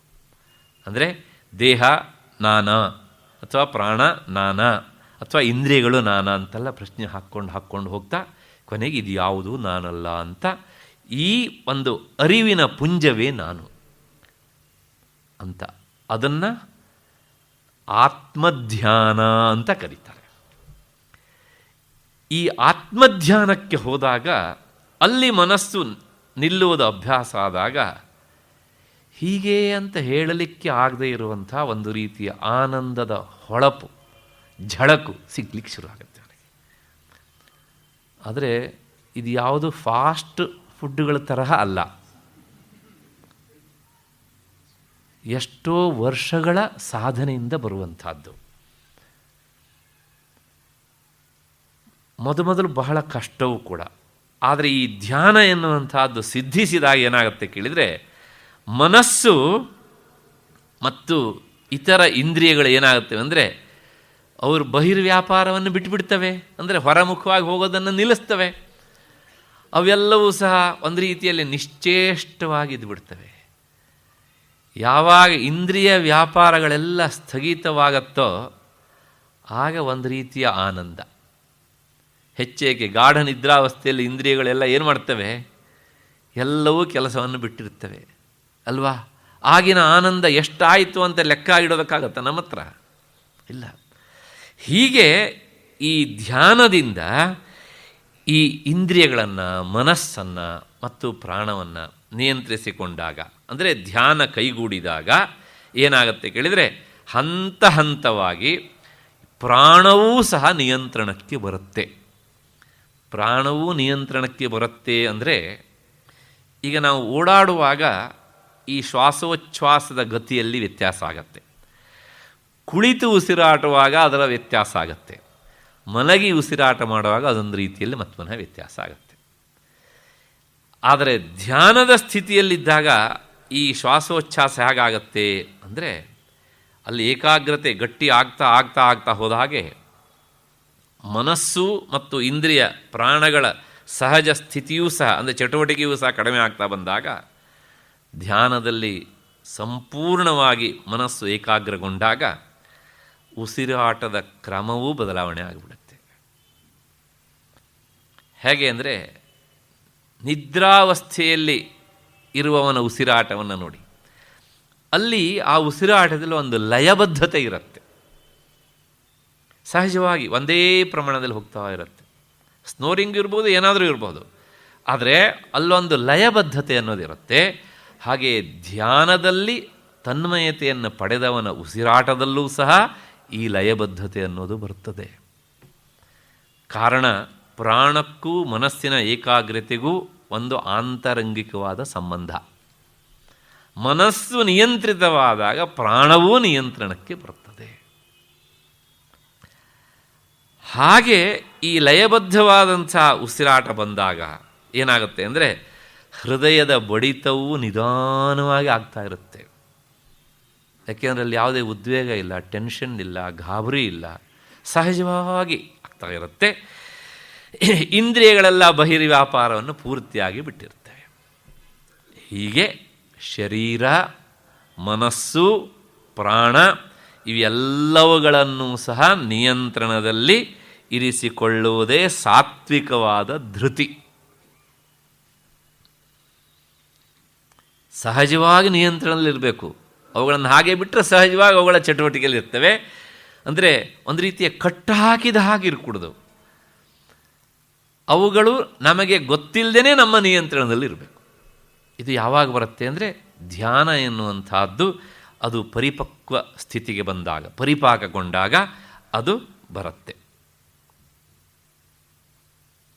ಈಗ ಇಲ್ಲೊಂದು ಸಂಶಯ. ಇದು ನೇರ ಗೀತೆಯಲ್ಲಿ ಇದ್ದದ್ದಲ್ಲ, ಬೇರೆ ಬೇರೆ ವ್ಯಾಖ್ಯಾನಕಾರರೆಲ್ಲ ಎತ್ತಿದಂಥದ್ದು. ದೇಹ, ಇಂದ್ರಿಯ, ಮನಸ್ಸು, ಪ್ರಾಣ ಇವುಗಳೆಲ್ಲ ನಿಶ್ಚೇಷ್ಟಗೊಂಡಾಗ, ಆಗ ಸಹಜವಾದ ಕ್ರಿಯೆ ನಿಂತಾಗ ಏನೋ ಒಂದು ರೀತಿಯ ಸಂತೋಷ ಆಗತ್ತೆ ಅಂತ ಹೇಳಿದ್ರಲ್ಲ. ಕೆಲವೊಮ್ಮೆ ಈ ಸ್ಥಿತಿಯನ್ನು ನಾವು ಪಡೆಯೋದಕ್ಕೆ, ಅಂದರೆ ಇವುಗಳನ್ನೆಲ್ಲ ನಿಯಂತ್ರಣಗೊಳಿಸೋದಕ್ಕೆ ಯಾಕೆ ಇಷ್ಟೆಲ್ಲ ಕಷ್ಟಪಡಬೇಕು? ಅಂದರೆ ನನ್ನ ಮಾತಿನ ಅರ್ಥ ಹೀಗೆ, ಔಷಧ ಸೇವನೆಯಿಂದಲೂ ಸಹ ಈ ಸ್ಥಿತಿಯನ್ನು ನಾವು ಪಡಿಬಹುದಲ್ಲ. ಉದಾಹರಣೆಗೆ ಅನಸ್ತೇಸಿಯಾ ಕೊಟ್ಟಾಗ ಅವನ ದೇಹ ಚಟುವಟಿಕೆಯಲ್ಲಿರುತ್ತೋ, ಮತ್ತು ಮನಸ್ಸು ಸಹಜವಾದ ಕ್ರಿಯೆ ಮಾಡುತ್ತೋ? ಇಲ್ಲ, ಉಸಿರಾಟ ಮಾತ್ರ ಲಯಬದ್ಧವಾಗಿ ಆಗ್ತಾ ಇರುತ್ತೆ. ಹೌದು ತಾನೆ? ಹಾಗೆಯೇ ಒಬ್ಬ ಕೋಮಾ ಸ್ಥಿತಿ ಹೋಗಿಬಿಡ್ತಾನೆ, ಅಲ್ಲೂ ಉಸಿರಾಟ ಮಾತ್ರ ಆಗ್ತಾ ಇರುತ್ತೆ, ಮಿಕ್ಕೆಲ್ಲವೂ ಸಹ ನಿಶ್ಚೇಷ್ಟವಾಗಿ ಇದ್ದಿರುತ್ತೆ. ಹೀಗಿರುವಾಗ ಔಷಧಾದಿಗಳ ಸೇವನೆಯಿಂದಲೂ ಸಹ ಇವುಗಳನ್ನು ನಾವು ನಿಯಂತ್ರಣ ಮಾಡಲಿಕ್ಕೆ ಆಗ್ತದೆ ಅನ್ನೋದಂತೂ ಸ್ಪಷ್ಟ. ಆದ್ದರಿಂದ ಈ ಯೋಗ ಮತ್ತು ಧ್ಯಾನ, ಏಕಾಗ್ರತೆ ಇವೆಲ್ಲ ಯಾಕೆ ಬೇಕು ನಮಗೆ ಅಂತ ಒಂದು ಅಡ್ಡ ಸಂಶಯ, ಅಡ್ಡ ಪ್ರಶ್ನೆ ಬರುವ ಸಾಧ್ಯತೆ ಉಂಟು. ಹಾಗೆ ಬಂದರೆ ಅದಕ್ಕೊಂದು ಸಮಾಧಾನ. ಇಲ್ಲಿ ಯೋಗದ ಮೂಲಕವೇ ಮನಸ್ಸನ್ನು ನಿಯಂತ್ರಿಸಿಕೊಳ್ಳಬೇಕು ಎನ್ನುವಂಥದ್ದು ಭಗವಂತನಿಗೆ ಅಭಿಪ್ರೇತವಾದದ್ದು. ಗೀತಾಚಾರ್ಯನಿಗೆ ಅದು ಅಭಿಪ್ರೇತ. ಯಾಕೆ ಅಂದರೆ ಯೋಗದ ಮೂಲಕ ನಿಯಂತ್ರಿತಗೊಂಡಂತಹ ದೇಹ, ಇಂದ್ರಿಯ, ಪ್ರಾಣ ಮತ್ತು ಮನಸ್ಸು ಯಾರಿಗೆ ಇರ್ತದೆಯೋ ಅವನಿಗೆ ಮೋಕ್ಷದ ದಾರಿ ತೆರೀತದೆ. ಆದರೆ ಔಷಧದ ಮೂಲಕ ಈ ಇಂದ್ರಿಯಗಳು, ದೇಹ, ಮನಸ್ಸು ಯಾವ್ದು ನಿಶ್ಚೇಷ್ಟವಾಗಿರ್ತವೋ ಅವನಿಗೆ ಮೋಕ್ಷದ ಬಾಗಿಲು ತೆರೀತದೆ ಅನ್ನೋದಕ್ಕೆ ವಿಶ್ವಾಸ ಇಲ್ಲ. ವಿಶ್ವಾಸ ಇಲ್ಲ ಏನು ಕೇಳಿ, ಅವ್ರನ್ನೇ ಕೇಳಿ, ಈ ಸ್ಥಿತಿ ಔಷಧ ತೆಗೆದುಕೊಂಡವನ್ನ, ಇನ್ನು ನನ್ನ ಜನ್ಮದಲ್ಲಿ ಇದು ಯಾವುದೋ ಬೇಡಪ್ಪ ಅಂತ ಹೇಳ್ತಾರೆ. ಆದರೆ ಈ ಯೋಗದಿಂದ, ಧ್ಯಾನದಿಂದ ಹೊರಬಂದವನನ್ನು ಕೇಳಿ ಮತ್ತೆ ನಾನು ಯಾವಾಗ ಆ ಸ್ಥಿತಿಗೆ ಹೋಗ್ತೇನೆ ಅಂತ ಬಯಸ್ತಾ ಇರ್ತಾನೆ. ಪ್ರಾಯಶಃ ನಾನು ಹಿಂದೆ ಹೇಳಿರಬೇಕು, ಹೇಳಿದ್ದಿದ್ರೆ ಪುನಃಸ್ಮರಣೆ, ಅಲ್ಲದಿದ್ದರೆ ಹೊಸ್ತು ಅಂತ ಅಂದ್ಕೊಳ್ಳಿ ಅಷ್ಟೇ. ರಾಮಕೃಷ್ಣ ಪರಮಹಂಸರು ವಿವೇಕಾನಂದರಿಗೆ ಆ ಧ್ಯಾನದ ಕ್ರಮವನ್ನೆಲ್ಲ ಹೇಳ್ಕೊಟ್ಟಾದ ಮೇಲೆ ಇವರು ಏನು ಮಾಡಿದರು? ಯಾವಾಗಲೂ ಅದೇ ಸ್ಥಿತಿಯಲ್ಲಿ ಇರೋದಕ್ಕೆ ಶುರು ಮಾಡಿಬಿಟ್ರು. ಆಗ ಒಂದು ದಿವಸ ಇವರು ಕ್ಲಾಸ್ ತಗೊಂಡ್ರು. ನಾನು ನಿನಗೆ ಇದನ್ನು ಹೇಳ್ಕೊಟ್ಟಿರೋದು ದಿನದ ಬಹುಭಾಗ ನೀನು ಇದೇ ಸ್ಥಿತಿಯಲ್ಲಿ ಇರಬೇಕು ಅಂತಲ್ಲ. ನೀನು ಇದನ್ನು ಅಭ್ಯಾಸ ಮಾಡಿಕೊಂಡು ಬೇರೆಯವರಿಗೂ ಹೇಳಿಕೊಡ್ಬೇಕು, ಮತ್ತು ಇದರ ಸಾಮರ್ಥ್ಯ ಏನು ಅನ್ನೋದನ್ನು ಲೋಕಕ್ಕೆ ತಿಳಿಸ್ಕೊಡ್ಬೇಕು. ನೀನು ಯಾವಾಗಲೂ 24 ಗಂಟೆ ಇದೇ ಸ್ಥಿತಿಯಲ್ಲಿದ್ದರೆ ಅಷ್ಟೇ ಗೆದ್ದಲು ಬೆಳೆದೋಗುತ್ತೆ ನಿನ್ನ ಸುತ್ತಲೂ. ಆದರೆ ಬಿಡಲಿಕ್ಕೆ ಆಗೋಲ್ಲ. ಆಮೇಲೆ ಯಾಕೆಂದರೆ ಸಹಜ, ಅಲ್ಲಿ ಇಂದ್ರಿಯಗಳಿಂದ ಬರುವ ಸುಖ ಅಲ್ಲ ಅದು. ಹಾಗಾಗಿ ಏನಾಗುತ್ತೆ ಕೇಳಿದರೆ ಅದನ್ನು ಬಿಡಲಿಕ್ಕೆ ಯಾರಿಗೂ ಇಷ್ಟ ಆಗೋಲ್ಲ. ಆ ಧ್ಯಾನದಿಂದ ಬರುವ ಸುಖ ಹಾಗಿರಲಿ. ನಿದ್ರೆಯನ್ನು ನಾವು ಮಾಡ್ತೇವಲ್ಲ, ಅದೇನು ಇಂದ್ರಿಯದಿಂದ ಬರುವ ಸುಖವಾ? ನಮಗೆ ಯಾರಿಗಾರಿಗೂ ಒಬ್ಬರಿಗೆ ಜೀವನದಲ್ಲಿ ನಿದ್ರೆ ಬೇಡ ಎನ್ನುವಂಥ ಭಾವನೆ ಇವರಿಗೆ ಬಂದಿದ್ದರೆ ಕೈ ಎತ್ತಿಬಿಡಿ ದಯವಿಟ್ಟು. ಯಾಕೆ? ಆ ಸುಖ ನಮ್ಮಿಂದ ತಪ್ಪೋಗಬಾರ್ದು ಅಂತ ನಾವೆಲ್ಲರೂ ಯೋಚನೆ ಮಾಡ್ತೇವೆ. ಹಾಗಾಗಿ ಆ ಧ್ಯಾನದಿಂದ ಬರುವಂತಹ ಸುಖ ಉಂಟಲ್ಲ, ಅದು ಕಷ್ಟದ ಅನುಭವ ಆಗೋದಿಲ್ಲ ಅಲ್ಲಿ. ಹಾಗಾಗಿ ಮತ್ತೆ ಮತ್ತೆ ಮತ್ತೆ ಮತ್ತೆ ಅದನ್ನು ಬಯಸುತ್ತೆ ಮನಸ್ಸು. ಅದರಿಂದ ಅದು ಅಭ್ಯಾಸ ಗಟ್ಟಿ ಆಗ್ತಾ ಹೋದಾಗ ಅಲ್ಲಿ ಮೋಕ್ಷದ ಬಾಗಿಲು ತೆರೀತದೆ. ಹಾಗಾಗಿ ಎಲ್ಲ ಪ್ರಾಣಿಗಳಲ್ಲಿಯೂ ಸಹ ಇದು ಮುಂದುವರಿತಾ ಹೋದಾಗ ಏನಾಗುತ್ತೆ ಹೇಳಿದರೆ, ಅಹಿಂಸೆ, ಸತ್ಯ, ದಯ, ಪರೋಪಕಾರ ಬುದ್ಧಿ ಇವೆಲ್ಲವೂ ಸಹಜವಾಗಿ ಹೆಚ್ಚಾಗ್ಬಿಡುತ್ತವಂತೆ. ಆದರೆ ಔಷಧದಿಂದ ಬಲವಂತವಾಗಿ ಇದನ್ನು ಪಡೆದವರಿಗೆ ಈ ಭಾವನೆಗಳು ಹೆಚ್ಚಾಗ್ತವ? ಅಷ್ಟೇ ಅಲ್ಲ, ಇದೆಲ್ಲವೂ ಅವನಿಗೆ ಪರಿಪಕ್ವ ಸ್ಥಿತಿಗೆ ಬಂದು ನಿಂತಾಗ ಅವನು ಆ ಅಹಿಂಸೆ, ದಯೆ ಇದನ್ನೆಲ್ಲವನ್ನೂ ಸಹ ಸಹಜವಾಗಿ ಅಳವಡಿಸ್ಕೊಂಡಾಗ ಅವನಿಗಷ್ಟೇ ಅಲ್ಲ ಸಂತೋಷ, ಅವನ ಅಕ್ಕಪಕ್ಕ ಸುಳಿದಾಡ್ತಾ ಇರುವಂಥ ಪ್ರಾಣಿಗಳಿಗೂ ಸಹ ಇದರ ಪ್ರಭಾವ ತಗುಲುತ್ತಂತೆ. ಯೋಗಶಾಸ್ತ್ರ ಹೇಳುತ್ತೆ, ಅಹಿಂಸಾ ಪ್ರತಿಷ್ಠಾಯಾಮ್ ತತ್ಸನ್ನಿಧೌ ಕ್ರೋಧತ್ಯಾಗ. ಯಾವನಿಗೆ ಈ ಅಹಿಂಸೆ ಎನ್ನುವಂಥದ್ದು ಧ್ಯಾನದಿಂದ ಸಿದ್ಧಿಸತ್ತೋ ಅವನ ಹತ್ತಿರ ಆಜನ್ಮ ಶತ್ರುಗಳಾದ ಪ್ರಾಣಿಗಳಿಗೂ ಸಹ ಆ ಅಹಿಂಸಾ ಬುದ್ಧಿ ಬಂದುಬಿಡುತ್ತಂತೆ. ಹಾಗಾಗಿ ನನಗೆ ಅಹಿಂಸೆ ಅಥವಾ ದಯೆ ಇವೆಲ್ಲವೂ ಸಿದ್ಧಿಸಿವೆಯೋ ಇಲ್ಲವೋ ಅಂತ ಟೆಸ್ಟ್ ಮಾಡ್ಕೊಳ್ಳೋದಕ್ಕೆ ಇದೆಲ್ಲ ಒಂದು ಉಪಾಯ ನೋಡಿ. ಒಂಥರ ಸೆಲ್ಫ್ ಟೆಸ್ಟಿಂಗ್ ಅಂತ ಹೇಳ್ತೇವಲ್ಲ, ಅದಕ್ಕೆ ನನಗೆ ಅಹಿಂಸೆ ಎನ್ನುವಂಥದ್ದು ಸಿದ್ಧಿಸಿದೆಯೋ ಇಲ್ವೋ, ನನಗೆ ಈ ದಯೆ ಎನ್ನುವಂಥದ್ದು ಸಿದ್ಧಿಸಿದೆಯೋ ಇಲ್ವೋ ಅಂತ, ನನ್ನ ಸನಿಹದಲ್ಲಿರುವಂಥ ಪ್ರಾಣಿಗಳು ಹೇಗೆ ವರ್ತಿಸ್ತವೆ ಅಂತ. ಈ ಹಿನ್ನೆಲೆಯಲ್ಲಿಯೇ ನಮ್ಮ ಪುರಾಣಗಳು, ಕಾವ್ಯಗಳು, ಋಷಿಮುನಿಗಳ ಆಶ್ರಮದಲ್ಲಿ ಆಜನ್ಮ ಶತ್ರುಗಳಾದಂಥ ಪ್ರಾಣಿಗಳೆಲ್ಲ ಸ್ನೇಹದಿಂದ ಇದ್ವು. ಯಾಕೆ? ಕಾರಣ ಅವರ ಪ್ರಭಾವ. ಸಿಟ್ಟು ಬಿಟ್ಟವನಾಗಿದ್ದರೆ ಅವನು ನಿಜವಾಗಿಯೂ ಸಹ ಅವನ ಸನಿಹಕ್ಕೆ ಬಂದಂಥ ವ್ಯಕ್ತಿಗಳಿಗೂ ಅದರ ಪ್ರಭಾವ ತಗುಲುತ್ತದೆ. ನಾನು ಇದನ್ನು ಪ್ರತ್ಯಕ್ಷ ನೋಡಿದ್ದೇನೆ. ಈ ಕೆಲವು ಸಲ ಏನು ಮಾಡ್ತಾರೆ ಅಂದರೆ, ದಯವಿಟ್ಟು ಯಾರು ಅನ್ಯಥಾ ಭಾವಿಸಬೇಡಿ, ಒಂದು ಉದಾಹರಣೆ ಕೊಡ್ತೇನೆ. ಎಷ್ಟೋ ಸಲ ಈ ಗೋದಾನ ಅಂತ ಕೊಡ್ತಾರೆ. ಹಾಗೇನಾಗುತ್ತೆ ಅಂದರೆ, ಇವತ್ತು ಪಾಪ ಈ ಜಾತಿ ಹಸುಗಳನ್ನು ತಂದು ಕೊಡ್ತಾರೆ. ಅವು ಸಹಜವಾಗಿ ಸಭ್ಯವಾಗಿ ಇರ್ತವೆ. ಅವು ಕೆಲವು ಸಲ ಹಳ್ಳಿಗಳಲ್ಲಿ ಈ ನಾಟಿ ಹಸುಗಳನ್ನು ದಾನ ಕೊಡುವಂಥ ಪರಿಸ್ಥಿತಿ ಬರುತ್ತೆ. ಅವ್ರ ಮನೆ ಕೌಶೆಡ್ಡಲ್ಲಿ 10 ಹಸುಗಳಿರ್ತವೆ. ಅದರೊಳಗೆ ಯಾವುದೋ ಒಂದು ತುಂಬ ತರಲೆ ಮಾಡೋದಿರುತ್ತೆ. ಅದು ಹಿಂದ್ಗಡೆ ಬಂದರೆ ಒದೆಯುತ್ತೆ, ಮುಂದ್ಗಡೆ ಬಂದರೆ ಹಾಯತ್ತೆ. ಆಗ ಯಾವುದೋ ಒಬ್ಬ ಯಜಮಾನ, ಸರಿ ಕೊಡಬೇಕಲ್ಲ, ಇದನ್ನೇ ಕೊಟ್ಬಿಡೋಣ ಅಂತ ಕೊಟ್ಟರೆ, ಅದು ಯಾವುದೋ ಒಂದು ತಪಸ್ವಿಗಳ ಆಶ್ರಮವನ್ನು ಸೇರಿದರೆ, ಆ ತಪಸ್ವಿಗಳು ನಿಜವಾಗಿ ಕ್ರೋಧತ್ಯಾಗ ಮಾಡಿದ್ದಿದ್ದರೆ ಅಲ್ಲಿ ಹೋಗಿ 2 ದಿವಸಕ್ಕೆ ಅದು ಹಾಯುವುದನ್ನು ಬಿಡುತ್ತೆ, ಒದೆಯೋದನ್ನು ಬಿಡುತ್ತೆ.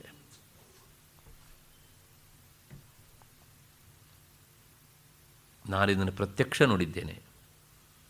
ಅಂದರೆ ಇದು ದಾನ ಕೊಟ್ಟಿದ್ದಲ್ಲ, ಅದರ ಉಪಟಳ ತಾಳೋದಕ್ಕಾಗೋದಿಲ್ಲ ಅಂತಲೇ ಆಶ್ರಮ ಕೊಟ್ಟಿದ್ದರು ಅವರು. 2 ದಿವಸಕ್ಕೆ ಅದು ಸಾಚಿ ಅವರೇನೂ ಮಾಡಲಿಲ್ಲ. ಅದಕ್ಕೆ 1 ದಿವಸ ಹೋಗಿ ಹೇಳಿದರು, ನೋಡು ಇಲ್ಲೆಲ್ಲರೂ ಹೀಗಿರ್ತಾರೆ, ನೀನು ಹೀಗಿರಬೇಕಪ್ಪ, ಅಷ್ಟೇ. ಇಲ್ಲಿ ಯಾರೂ ಕೋಪ ಮಾಡ್ಕೊಳ್ಳೋದಿಲ್ಲ, ಯಾರೂ ಇನ್ನೊಬ್ಬರಿಗೆ ತೊಂದರೆ ಕೊಡೋದಿಲ್ಲ, ಹಾಗಾಗಿ ನೀನು ಹಾಗೇ ಇರಬೇಕು. ಸಾಕು. ಇದನ್ನು ಹೇಳ್ತಾರೆ ಆತ್ಮಶಕ್ತಿ ಅಂತ. ನಾವು ಹೇಳಿದರೆ ಹಾಗಾಗತ್ತಾ? ಹಾಗಾಗಿ ಈ ಧ್ಯಾನದ ಸ್ಥಿತಿ ಪರಿಪಾಕಗೊಂಡಾಗ ಈ ಎಲ್ಲ ಗುಣಗಳು ಸಹ ಅವನಲ್ಲಿ ಮೇಳೈಸಿ ಬಿಡ್ತವೆ.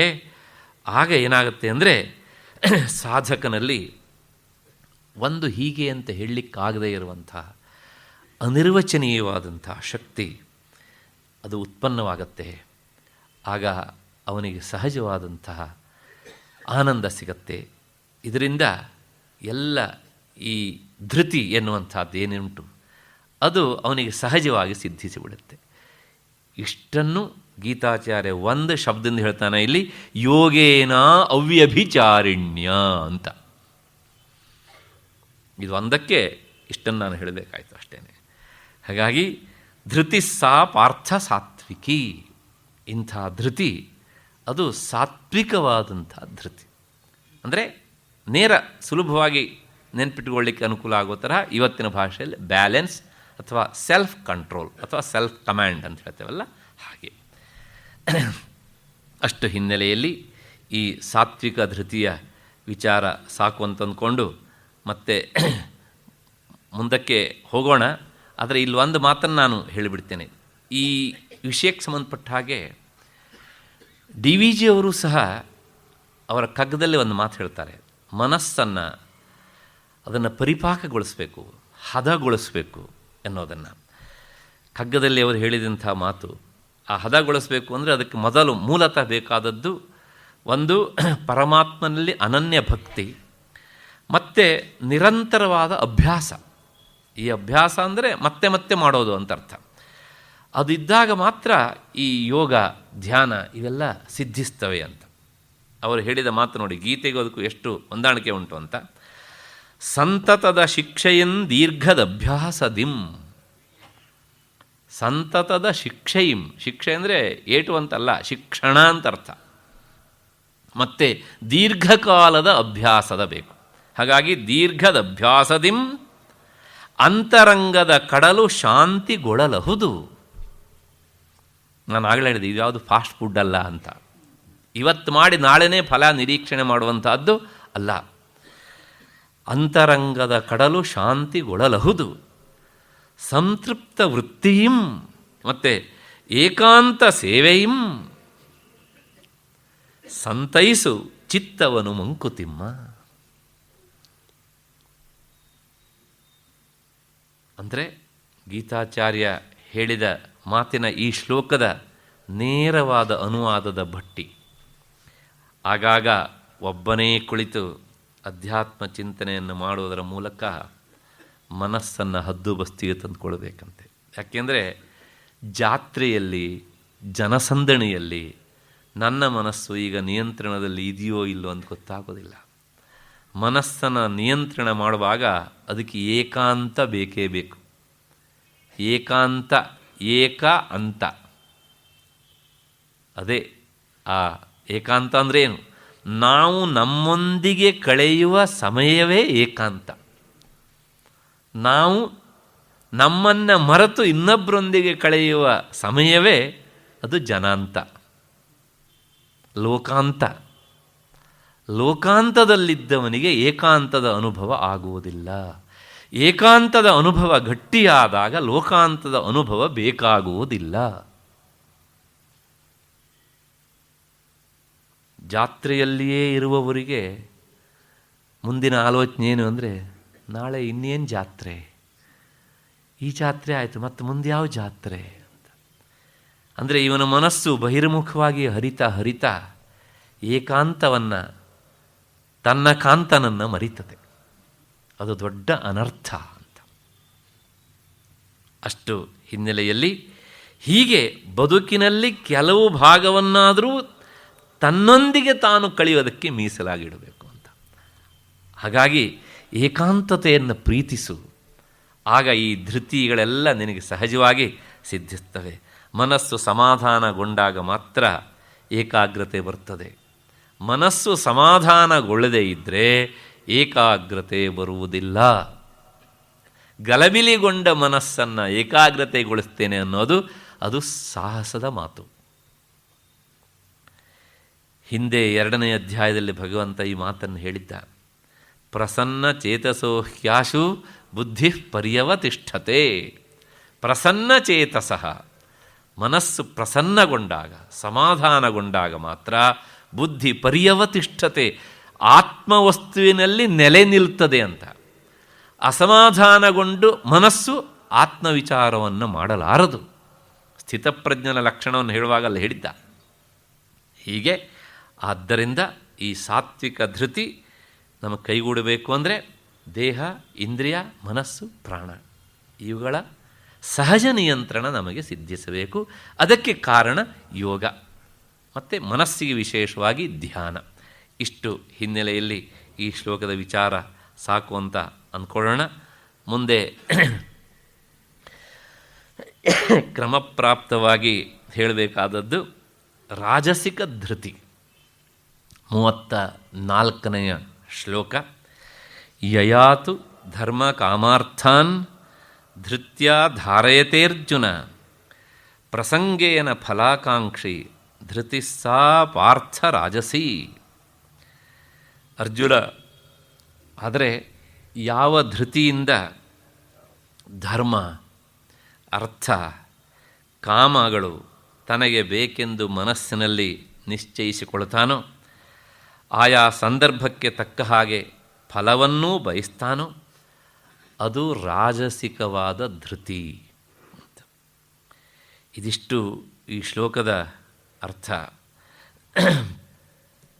ಈ ರಾಜಸಿಕ ಧೃತಿಯಲ್ಲಿ 2 ಅಂಶವನ್ನು ನಾವು ನೆನಪಿಟ್ಕೊಳ್ಬೇಕು. ಒಂದು ಫಲಾಕಾಂಕ್ಷೆ, ಇನ್ನೊಂದು ಸಂಘ ಅಂದರೆ ಅಟ್ಯಾಚ್ಮೆಂಟ್.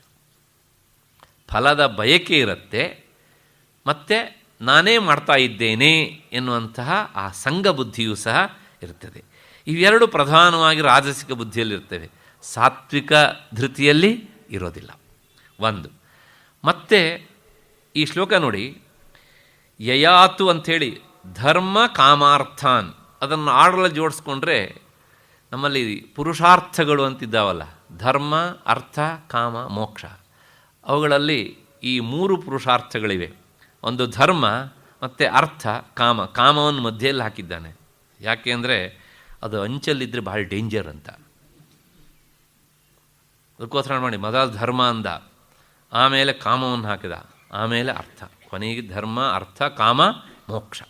ಹಾಗಾಗಿ ಈ ಅರ್ಥ ಕಾಮಗಳನ್ನು ಪುರುಷಾರ್ಥಗಳಲ್ಲಿ ಮಧ್ಯೆಯಲ್ಲಿ ಇಟ್ಟಿದ್ದಾರೆ. ಒಂದು ಕಡೆಗೆ ಧರ್ಮದ ಬೇಲಿ, ಇನ್ನೊಂದು ಕಡೆಗೆ ಮೋಕ್ಷದ ಬೇಲಿ.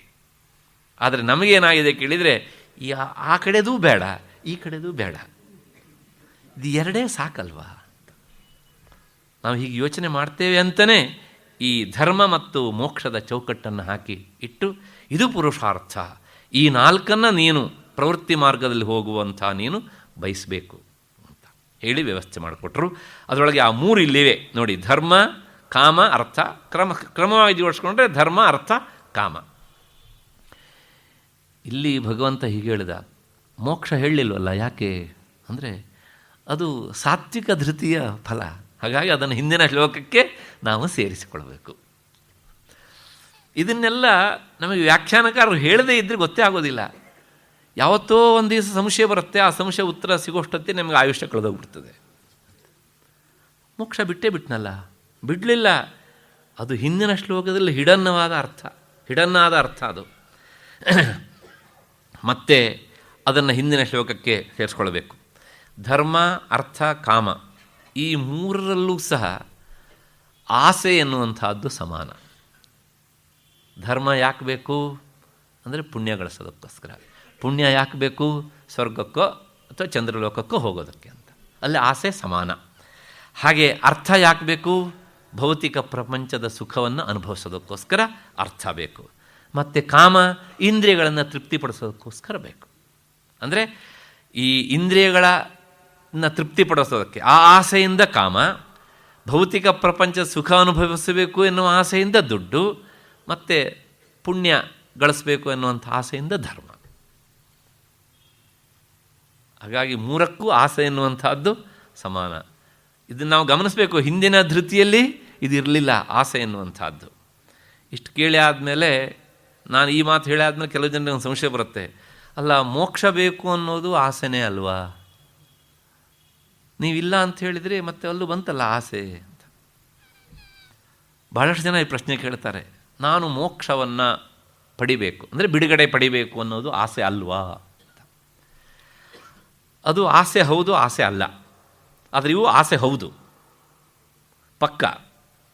ಹೇಗೆ ಅಂದರೆ, ನೀರು ಅಂತ ಒಂದು ಪದಾರ್ಥ ಉಂಟಲ್ಲ, ಅದು ಆಹಾರವೋ ಅಥವಾ ನಿರಾಹಾರವೋ? ಅದು ಆಹಾರ ಹೌದು, ಆಹಾರ ಅಲ್ಲ. ಇವತ್ತು ನಾವು ಸೈನ್ಸನ್ನು ಇಟ್ಕೊಂಡು ಹೇಳ್ತೇವೆ, ಅದರ ಒಂದೇ ಈ ಸೈನ್ಸಿನ ಶಬ್ದ ಹುಟ್ಟೋಕ್ಕಿಂತ ಮೊದಲೇ ನಮ್ಮ ಋಷಿಮುನಿಗಳು ಹೇಳಿಬಿಟ್ರು ಅದನ್ನು. ನೀರು ಎನ್ನುವಂಥದ್ದು ಅದು ಆಹಾರ ಹೌದು ಅಂತಲೂ ಪರಿಗಣನೆ ಮಾಡ್ಬೋದು, ಆಹಾರ ಅಲ್ಲ ಅಂತಲೂ ಸಹ ಪರಿಗಣನೆ ಮಾಡ್ಬೋದು ಹೀಗೆ ಅಂತ. ಹಾಗೆಯೇ ಮೋಕ್ಷ ಪಡಿಬೇಕು ಎನ್ನುವಂಥ ಆಸೆ ಉಂಟಲ್ಲ, ಅದು ಆಸೆ ಹೌದು, ಆಸೆ ಅಲ್ಲ. ಏನು ಹೀಗೊಂಥರ ಈ ಗೂಟದ ಮೇಲೆ ದೀಪ ಇಟ್ಟಂಗೆ ಹೇಳ್ತಿದ್ದೀರಲ್ಲ ಅಂತ. ನಂದಲ್ಲ ಮಾತು, ಶಾಸ್ತ್ರ ಹೇಳುತ್ತೆ ಅದನ್ನು. ಯಾಕೆ ಅಂದರೆ, ಮೋಕ್ಷ ಬೇಕು ಅನ್ನೋದು ಸಹ ಅದು ಆಸೆ ಹೌದಾದರೂ ಸಹ ಅದರ ರೀತಿ ಬೇರೆ. ಮತ್ತು ಈ ಧರ್ಮ ಅರ್ಥ ಕಾಮಗಳ ಆಸೆ ಉಂಟಲ್ಲ, ಅವುಗಳ ರೀತಿ ಬೇರೆ. ಯಾಕೆ ಬೇರೆ ಅಂದರೆ ನೋಡಿ, ಮೋಕ್ಷದ ಆಸೆಯಲ್ಲಿ ಭೋಗದ ದೃಷ್ಟಿ ಇಲ್ಲ, ಇದೆಯಾ? ಆದರೆ ಧರ್ಮ ಅರ್ಥ ಕಾಮಗಳ ಆಸೆಯಲ್ಲಿ ಭೋಗದ ದೃಷ್ಟಿ ನಿಯತವಾಗಿ ಇದೆ. ಮತ್ತಷ್ಟೇ ಅಲ್ಲ, ಈ ಮೋಕ್ಷದ ಆಸೆ ಅಂತ ಏನು ಹೇಳ್ತೇವಲ್ಲ, ಅದು ಸಾತ್ವಿಕ ಗುಣದಿಂದ ಬಂದದ್ದು. ಆದರೆ ಈ ಧರ್ಮ ಅರ್ಥ ಕಾಮ ಇದ್ದಾವಲ್ಲ, ಇವು ಬಂದದ್ದು ರಾಜಸಿಕ ಮತ್ತು ತಾಮಸಿಕ ಗುಣದಿಂದ ಬಂದವು. ಇವುಗಳ ಬೇರು ಬೇರೆ, ಅದರ ಬೇರೆ ಬೇರೆ. ಇವುಗಳ ದೃಷ್ಟಿ ಬೇರೆ, ಅದರ ದೃಷ್ಟಿಯೇ ಬೇರೆ. ಹಾಗಾಗಿ ಮೋಕ್ಷ ಪಡಿಬೇಕು ಎನ್ನುವಂಥದ್ದು ಅದು ಈ ರೀತಿಯಾದಂಥ ಆಸೆ ಅಲ್ಲ. ಮತ್ತಲ್ಲಿ ಭೋಗದ ದೃಷ್ಟಿ ಇಲ್ಲದೇ ಇದ್ದದ್ರಿಂದ ಅದು ಆಸೆ ಹೌದು ಅಂತ ಹೇಳಿದರೂ ಸಹ ಅದು ಒಂದು ರೀತಿಯ ಬೀಜ, ಹುರಿದ ಬೀಜದಂತಿರುವಂಥ ಆಸೆ. ಅಷ್ಟು ಹಿನ್ನೆಲೆಯಲ್ಲಿ ಈ ಪ್ರಸಂಗೇನ ಫಲಾಕಾಂಕ್ಷಿ, ಈ ಧರ್ಮ ಅರ್ಥ ಕಾಮಗಳಲ್ಲಿ ಈ ಮೂರು ನಿಯತವಾಗಿ ಇದ್ದೇ ಇರ್ತವೆ. ಆಸೆ ಎನ್ನುವಂಥದ್ದು ಇದ್ದೇ ಇರ್ತದೆ. ಅಷ್ಟು ಹಿನ್ನೆಲೆಯಲ್ಲಿ ಈ ರಾಜಸಿಕ ಧೃತಿಯ ವಿಚಾರ ಸಾಕು ಅಂದ್ಕೊಂಡು ಮತ್ತೆ ಮುಂದೆ ಈ ತಾಮಸಿಕ ಧೃತಿಯನ್ನು ಸ್ವಲ್ಪ ನೋಡೋಣ. 35ನೆಯ ಶ್ಲೋಕ. ಯಯಾ ಸ್ವಪ್ನಂ ಭಯಂ ಶೋಕಂ ವಿಷಾದಂ ಮದಮೇವಚ ನ ವಿಮುಂಚತಿ ದುರ್ಮೇಧಾ ಧೃತಿಸ್ಸಾ ಪಾರ್ಥ ತಾಮಸಿ. ತಿಳಿಗೇಡಿಯಾದವನು ಯಾವ ಧೃತಿಯಿಂದ ನಿದ್ರೆ ಮತ್ತು ಏನಾಗುತ್ತೋ ಎನ್ನುವಂಥ ಹೆದರಿಕೆ ಮತ್ತು ದುಃಖ ಮತ್ತು ಕೆಟ್ಟದ್ದು ಬಂದಾಗ ಜೋಲು ಮುಖ ಹಾಕ್ಕೊಂಡು ಕುಳಿತುಕೊಳ್ಳುವಂತಹ ಕ್ರಮ ಅಂದರೆ ವಿಷಾದ ಮತ್ತು ಸೊಕ್ಕು, ಇವುಗಳನ್ನು ಬಿಡೋದಿಲ್ವೋ ಯಾವ ಧೃತಿಯಿಂದ ಅಂತ ಮತ್ತೆ ಮತ್ತೆ ಅವುಗಳನ್ನೇ ಅನುಭವಿಸ್ತಾನೆ ಇರ್ತಾನೋ ಅದು ತಾಮಸಿಕವಾದ ಧೃತಿ. ಇಲ್ಲಿ ಈ ಹಿಂದಿನ ಶ್ಲೋಕದಲ್ಲೂ ಮತ್ತು ಈ ಶ್ಲೋಕದಲ್ಲಿ 35ನೇ ಶ್ಲೋಕದಲ್ಲಿ ಯಯಾ ಅಂತ ಶಬ್ದ ಉಂಟು. ಯಾಕೆ ಯಯಾ ಅಂತ ಹೇಳಿದ ಅಂದರೆ ಅದು ಧೃತಿಗೆ ವಿಶೇಷಣ. ಧೃತಿ ಸ್ತ್ರೀಲಿಂಗ ಆದ್ದರಿಂದ ಯಯಾ ಧೃತ್ಯ ಅಂತ ಸ್ವಲ್ಪ ಸಂಸ್ಕೃತ ಪರಿಚಯ ಇರೋರಿಗೆ ಸ್ಪಷ್ಟವಾಗಿ ಅರ್ಥ ಆಗಿಬಿಡುತ್ತೆ. ಧೃತಿ ಪುಲ್ಲಿಂಗ ಆದದಿದ್ದರೆ ಏನ ಅಂತ ಹೇಳ್ತಿದ್ದ, ಹಾಗಾಗಿ ಯಯ ಅಂತ ಹೇಳಿದ್ರಿಂದ ಧೃತಿ ಸ್ತ್ರೀಲಿಂಗ, ಹಾಗಾಗಿ ಯಯ ಅಂತ ಹೇಳಿದ ಭಗವಂತ. ಇಲ್ಲಿ ಏನು ಹೇಳ್ತಾನೆ ಭಗವಂತ, ಸ್ವಪ್ನ ಅನ್ನುವಂಥ ಶಬ್ದದಿಂದ ಸ್ವಪ್ನ ಅಂತಲೇ ಅರ್ಥ ಅಲ್ಲ, ನಿದ್ರೆ ಅಂತ ತೆಗೆದುಕೊಳ್ಬೇಕು. ಯಾಕೆಂದರೆ ಇಲ್ಲೊಂದು ಸ್ವಾರಸ್ಯ ಉಂಟು. ಸ್ವಪ್ನಾವಸ್ಥೆಗೆ ಹೋಗುವಾಗ ನೇರ ಜಾಗೃತ ಅವಸ್ಥೆಯಿಂದ ಹೋಗಲಿಕ್ಕೆ ಆಗೋದಿಲ್ಲ. ಜಾಗೃತ ಅವಸ್ಥೆಯಿಂದ ನಿದ್ರಾವಸ್ಥೆಗೆ ಹೊರಳಿ ಒಂದು ಕ್ಷಣನಾರು ಅಲ್ಲಿದ್ದಾಗ ಮಾತ್ರ ಸ್ವಪ್ನಾವಸ್ಥೆಗೆ ಹೋಗೋದಕ್ಕಾಗುತ್ತೆ. ಮತ್ತು ಸ್ವಪ್ನಾವಸ್ಥೆಯಿಂದ ನೇರ ಶಾರ್ಟ್ ಕಟ್ಟಲ್ಲಿ ಜಾಗ್ರದ ಅವಸ್ಥೆಗೆ ಬರಬಹುದು. ಆದರೆ ಜಾಗ್ರದ ಅವಸ್ಥೆಯಿಂದ ಶಾರ್ಟ್ ಕಟ್ಟಲ್ಲಿ ಸ್ವಪ್ನಾವಸ್ಥೆಗೆ ಹೋಗ್ಲಿಕ್ಕೆ ಆಗೋದಿಲ್ಲ. ಅಲ್ಲಿ ಮಧ್ಯದಲ್ಲಿ ನಿದ್ರಾವಸ್ಥೆ ಅನ್ನೋದೊಂದು ಬೇಕೇ ಬೇಕು. ಅಷ್ಟು ಹಿನ್ನೆಲೆಯಲ್ಲಿ ಸ್ವಪ್ನ ಶಬ್ದದಿಂದ ನಿದ್ರೆ. ಈ ತಾಮಸಿಕ ಧೃತಿ ಹೆಚ್ಚಾದಾಗ ಏನಾಗುತ್ತೆ ಅಂದರೆ ಅತಿಯಾದ ನಿದ್ರೆ. ನಿದ್ರೆ ಬೇಡ ಅಂತ ಗೀತೆ ಹೇಳೋದಿಲ್ಲ. ಯಾಕೆಂದರೆ ಈ ದೇಹ, ಇಂದ್ರಿಯ, ಮನಸ್ಸು ಇವುಗಳಿಗಾದಂಥ ಆಯಾಸವನ್ನು ಹೋಗಲಾಡಿಸಿಕೊಳ್ಳೋದಕ್ಕೆ ಸೃಷ್ಟಿಕರ್ತ ನಮಗೆ ಕೊಟ್ಟಂಥ ಒಂದು ಒಳ್ಳೆಯ ಅವಕಾಶ ನಿದ್ರೆ. ಏಕೆಂದರೆ ನಿದ್ದೆ ಮಾಡಿದಾಗ ಆಯಾಸ ಪರಿಹಾರ ಆಗುವಷ್ಟು ಇನ್ಯಾವುದರಿಂದಲೂ ಸಹ ಆಗೋದಿಲ್ಲ. ಆದರೆ ಅದು ಹೆಚ್ಚಾಗಬಾರದು. ಹೆಚ್ಚಾಗಬಾರದು ಅಂದರೆ ಚಿಕ್ಕ ಮಕ್ಕಳಿಗೆ 24 ಗಂಟೆಯಲ್ಲಿ 18 ತಾಸು 20 ತಾಸು ನಿದ್ರೆ ಆದರೂ ಸಹ ಸರಿ. ಆದರೆ ನಾವೆಲ್ಲ ಚಿಕ್ಕ ಮಕ್ಕಳಾಗಿದ್ದಾಗ ಅಷ್ಟು ಮಾಡಿದ್ದೇವೆ ಅಂತ ಈ ವಯಸ್ಸಿನಲ್ಲೂ ಅಷ್ಟೇ ನಿದ್ದೆ ಮಾಡಿದರೆ ನೋಡಿ, ಅವ್ರು ನಿದ್ದೆ ಮಾಡ್ತಾರೆ ಅವರು ಅಲ್ವಾ, ಬೇಕು ಆ ವಯಸ್ಸಿಗೆ. ಹಾಗೆ ಆ ಶೈಶವಾವಸ್ಥೆಯಿಂದ ಬಾಲ್ಯಾವಸ್ಥೆಗೆ ಬಂದಾಗ ಸ್ವಲ್ಪ ಕಡಿಮೆ ಆಗ್ತಾ ಇರುತ್ತೆ ಅದು. ಮತ್ತು ಪ್ರೌಢಾವಸ್ಥೆಗೆ ಬಂದಾಗ ಆಗ ಬದಲಾವಣೆ ಆಗತ್ತೆ, ಕಡಿಮೆ ಆಗತ್ತೆ ಅಂತ ಹೇಳಿದ್ದೀರ. ಯಾಕೆ ಅಂದರೆ ಚಿಕ್ಕ ಮಕ್ಕಳಿದ್ದಾಗ ಬೆಳಗ್ಗೆ 5 ಗಂಟೆಗೆ 6 ಗಂಟೆಗೆ ಎಬ್ಬಿಸಿದ್ರು ಸಹ ಹೇಳ್ತಾರೆ. ಇನ್ನು ಪ್ರೌಢಾವಸ್ಥೆಗೆ ಬಂದಾಗ, ಯೌವನಾವಸ್ಥೆಗೆ ಬಂದಾಗ ಸೂರ್ಯೋದಯ ಆಗಿ 4 ತಾಸು ಆದರೂ ಸಹ ಹೇಳೋದಿಲ್ಲ. ಆಮೇಲೆ ಸೂರ್ಯಾಸ್ತದ ಹೊತ್ತಿಗೆ ಹೇಳೋದು ಅಂದರೆ ಬಹಳ ಖುಷಿ. ಬದಲಾವಣೆ ಆಗುತ್ತೆ. ಇನ್ನು ವಯಸ್ಸಾಗ್ತಾ ಆಗ್ತಾ ಬಂದ ಹಾಗೆ ಯಾಕಾದರೂ ರಾತ್ರಿ ಬರುತ್ತೋ ಅಂತ ಅನಿಸುತ್ತೆ ಅಲ್ವಾ, ಕಡಿಮೆ ಆಗಿಬಿಡುತ್ತೆ. ಅಂದರೆ ಏನು ಹೇಳ್ದಂಗಾಯಿತು, ನಿದ್ರೆ ಎಲ್ಲ ವಯಸ್ಸಿನವರಿಗೂ ಸಮಾನವಾಗಿ ಇರೋದಿಲ್ಲ. ಆವಾವ ವಯಸ್ಸಿನ ಹಿನ್ನೆಲೆಯಲ್ಲಿ ಅದರ ಪ್ರಮಾಣ ವ್ಯತ್ಯಾಸ ಆಗ್ತಾ ಇರುತ್ತೆ. ಆದ್ರೂ ಸಹ ನಾವು ಅದನ್ನು ನಿಯಂತ್ರಣಕ್ಕೆ ತಂದುಕೊಳ್ಳೋದಕ್ಕೆ ಸಾಧ್ಯ ಇದೆ. ಸಾಮಾನ್ಯವಾಗಿ ಎಲ್ಲರಿಗೂ ಸಹ ದಿನದಲ್ಲಿ 7 ತಾಸು ನಿದ್ರೆ ಸಾಕಾಗುತ್ತೆ ಅಂತ. 10 ತಾಸು 11 ತಾಸು ಎಲ್ಲ ಬೇಕಾಗೋದು ಅದೆಲ್ಲ ಕೆಲವು ಸಲ ರೋಗಿಗಳಿಗೆ ಅಥವಾ ರುಗ್ಣರಿಗೆ, ಇಂಥವರಿಗೆ ಮಾತ್ರ. ಅಷ್ಟು ಹಿನ್ನೆಲೆಯಲ್ಲಿ ಅತಿಯಾದ ನಿದ್ರೆ ಅಂದರೆ 7 ತಾಸು 8 ತಾಸು ಮತ್ತೆ ಮೀರಿ ನಿದ್ದೆ ಮಾಡಿದರೆ ಅಲ್ಲಿ ತಾಮಸಿಕ ಧೃತಿ ಹೆಚ್ಚು ಕೆಲಸ ಮಾಡ್ತಾ ಇದೆ ಅಂತ ಅರ್ಥ. ತಮೋಗುಣ ಹೆಚ್ಚು ಅಲ್ಲಿ ಕಾರ್ಯಪ್ರವೃತ್ತವಾಗಿದೆ ಅಂತ ಅರ್ಥ. ಮತ್ತು ಮುಂದಿನದು ಭಯ. ಭಯ ಅಂದರೆ ಗೊತ್ತಲ್ಲ, ಹೆದರಿಕೆ. ಯಾವುದೋ ಒಂದು ವಸ್ತುವಿನಿಂದ ನಮಗಾಗುವಂಥ ಹೆದರಿಕೆ ಭಯ. ಈ ಭಯ ಏನಾಗುತ್ತೆ ಅಂದರೆ ಕೆಲವು ದಿವಸ ಆದಮೇಲೆ ಸಹಜವಾಗಿ ಕಡಿಮೆ ಆಗ್ತಾ ಬರುತ್ತೆ. ಆದರೆ ಕೆಲವು ಜನ ಏನು ಮಾಡ್ತಾರೆ ಅಂದರೆ ಮತ್ತೆ ಅದನ್ನೇ ನೆನಪಿಸ್ಕೊಂಡು ಭಯ ಆಗಬಾರ್ದು ಅಂತ ಅಂದ್ಕೊಂಡು ಮತ್ತೆ ಆ ಭಯವನ್ನೇ ನೋಡ್ತಾ ಇರ್ತಾರೆ ಹೀಗೆ ಅಂತ. ಭಯದ ಬಗ್ಗೆ ನಾವು ಎಷ್ಟೆಷ್ಟು ಯೋಚನೆ ಮಾಡ್ತೇವೋ ಅಷ್ಟಷ್ಟು ಭಯ ಆಗ್ತಾ ಇರುತ್ತೆ. ಹಾಗೆ ಕೆಲವು ವಿಷಯಗಳೆಲ್ಲ ಹಾಗೆ ಇರ್ತವೆ. ಈ ಸಂದರ್ಭದಲ್ಲಿ ನನಗೆ ಒಬ್ಬರು ತಪಸ್ವಿಗಳು ಹೇಳಿದ ಮಾತು ನೆನಪಿಗೆ ಬರುತ್ತೆ, ಹೇಳ್ತೇನೆ. ಯಾವುದನ್ನು ನಾವು ಬಿಡಬೇಕು ಅಂತ ಯೋಚನೆ ಮಾಡ್ತೇವೋ ಅದನ್ನು ಯೋಚನೆ ಮಾಡಲಿಕ್ಕೆ ಹೋಗಬಾರ್ದು. ಒಬ್ಬ ಶಿಷ್ಯ ಕೇಳಿದನಂತೆ ಗುರುಗಳ ಹತ್ರ, ನನಗೆ ಮನಗಲಿಕ್ಕೆ ಹೋದಾಗ ಇದ್ದಕ್ಕಿದ್ದ ಹಾಗೆ ಕತ್ತೆ ನೆನಪು ಬಂದುಬಿಡತ್ತೆ, ಏನು ಮಾಡಬೇಕು ಇದಕ್ಕೆ ಅಂತ. ಇವನ ಈ ಬಲ್ಬಜವಾದ ಪ್ರಶ್ನೆಯನ್ನು ಕೇಳಿ ಸರಿಯಾಗಿ ಇವನನ್ನು ಟ್ರೈನಿಂಗ್ ಮಾಡಬೇಕು ಅಂತೇಳಿ ಗುರುಗಳು ಹೇಳಿದ್ರಂತೆ, ಒಂದು ಕೆಲಸ ಮಾಡು, ನಾಳೆಯಿಂದ ಮಲಗುವಾಗ ನನಗೆ ಕತ್ತೆ ನೆನಪು ಬರಬಾರ್ದು ಅಂತ ಒಮ್ಮೆ ಕತ್ತೆ ನೆನಪಿಸ್ಕೊಂಡು ಮನ್ಕೊಬಿಡು ನೀನು ಅಂತ. ನನಗೆ ಕತ್ತೆ ನೆನಪು ಬರಬಾರ್ದು ಅಂತ ಹೇಳ್ಕೊ. ಆ ಕತ್ತೆ ನೆನಪು ಬರದೇ ಇರುತ್ತಾ? ಇವನಾಗಿ ಬಲವಂತವಾಗಿ ಅದನ್ನು ಎಳತ್ತಂದ್ಕೊಂಡಂಗೆ ಆಯಿತು ಅಲ್ವಾ. ಯಾಕೆ ಹೇಳಿದ್ದು? ಅವನು ಮಾಡಿದ ಹಾಗೇನೆ. 1 ತಿಂಗಳಾದ್ಮೇಲೆ ಬಂದ. ಅಲ್ಲ, ನೀವು ಹೇಳಿದ್ರಿ ಏನೂ ಆಗಲಿಲ್ಲ. ಅಲ್ಲಯ್ಯ ಮೂರ್ಖ ನೀನು, ಯಾಕೆ ಕೇಳಿದರೆ, ಯಾವುದನ್ನು ಬಿಡಬೇಕು ಅಂತ ನೀನು ಹೇಳ್ತಿದೆಯೋ ಅದನ್ನು ಆ ಹೊತ್ತಿಗೆ ನನಗೆ ಕತ್ತೆ ನೆನಪು ಬರಬಾರ್ದು ಅಂತ ಶಬ್ದ ಕೇಳಿದಾಗಲೇ ಕತ್ತೆ ನೆನಪು ಬರುತ್ತಲ್ಲ ಅಲ್ವಾ? ಹಾಗಿದ್ದರೆ ಯಾಕೆ ಹೇಳೋದು ಕೇಳಿದರೆ, ನಿನ್ನ ದಡ್ಡತನಕ್ಕೆ ಇದು ಪ್ರಥಮ ಪಾಠ.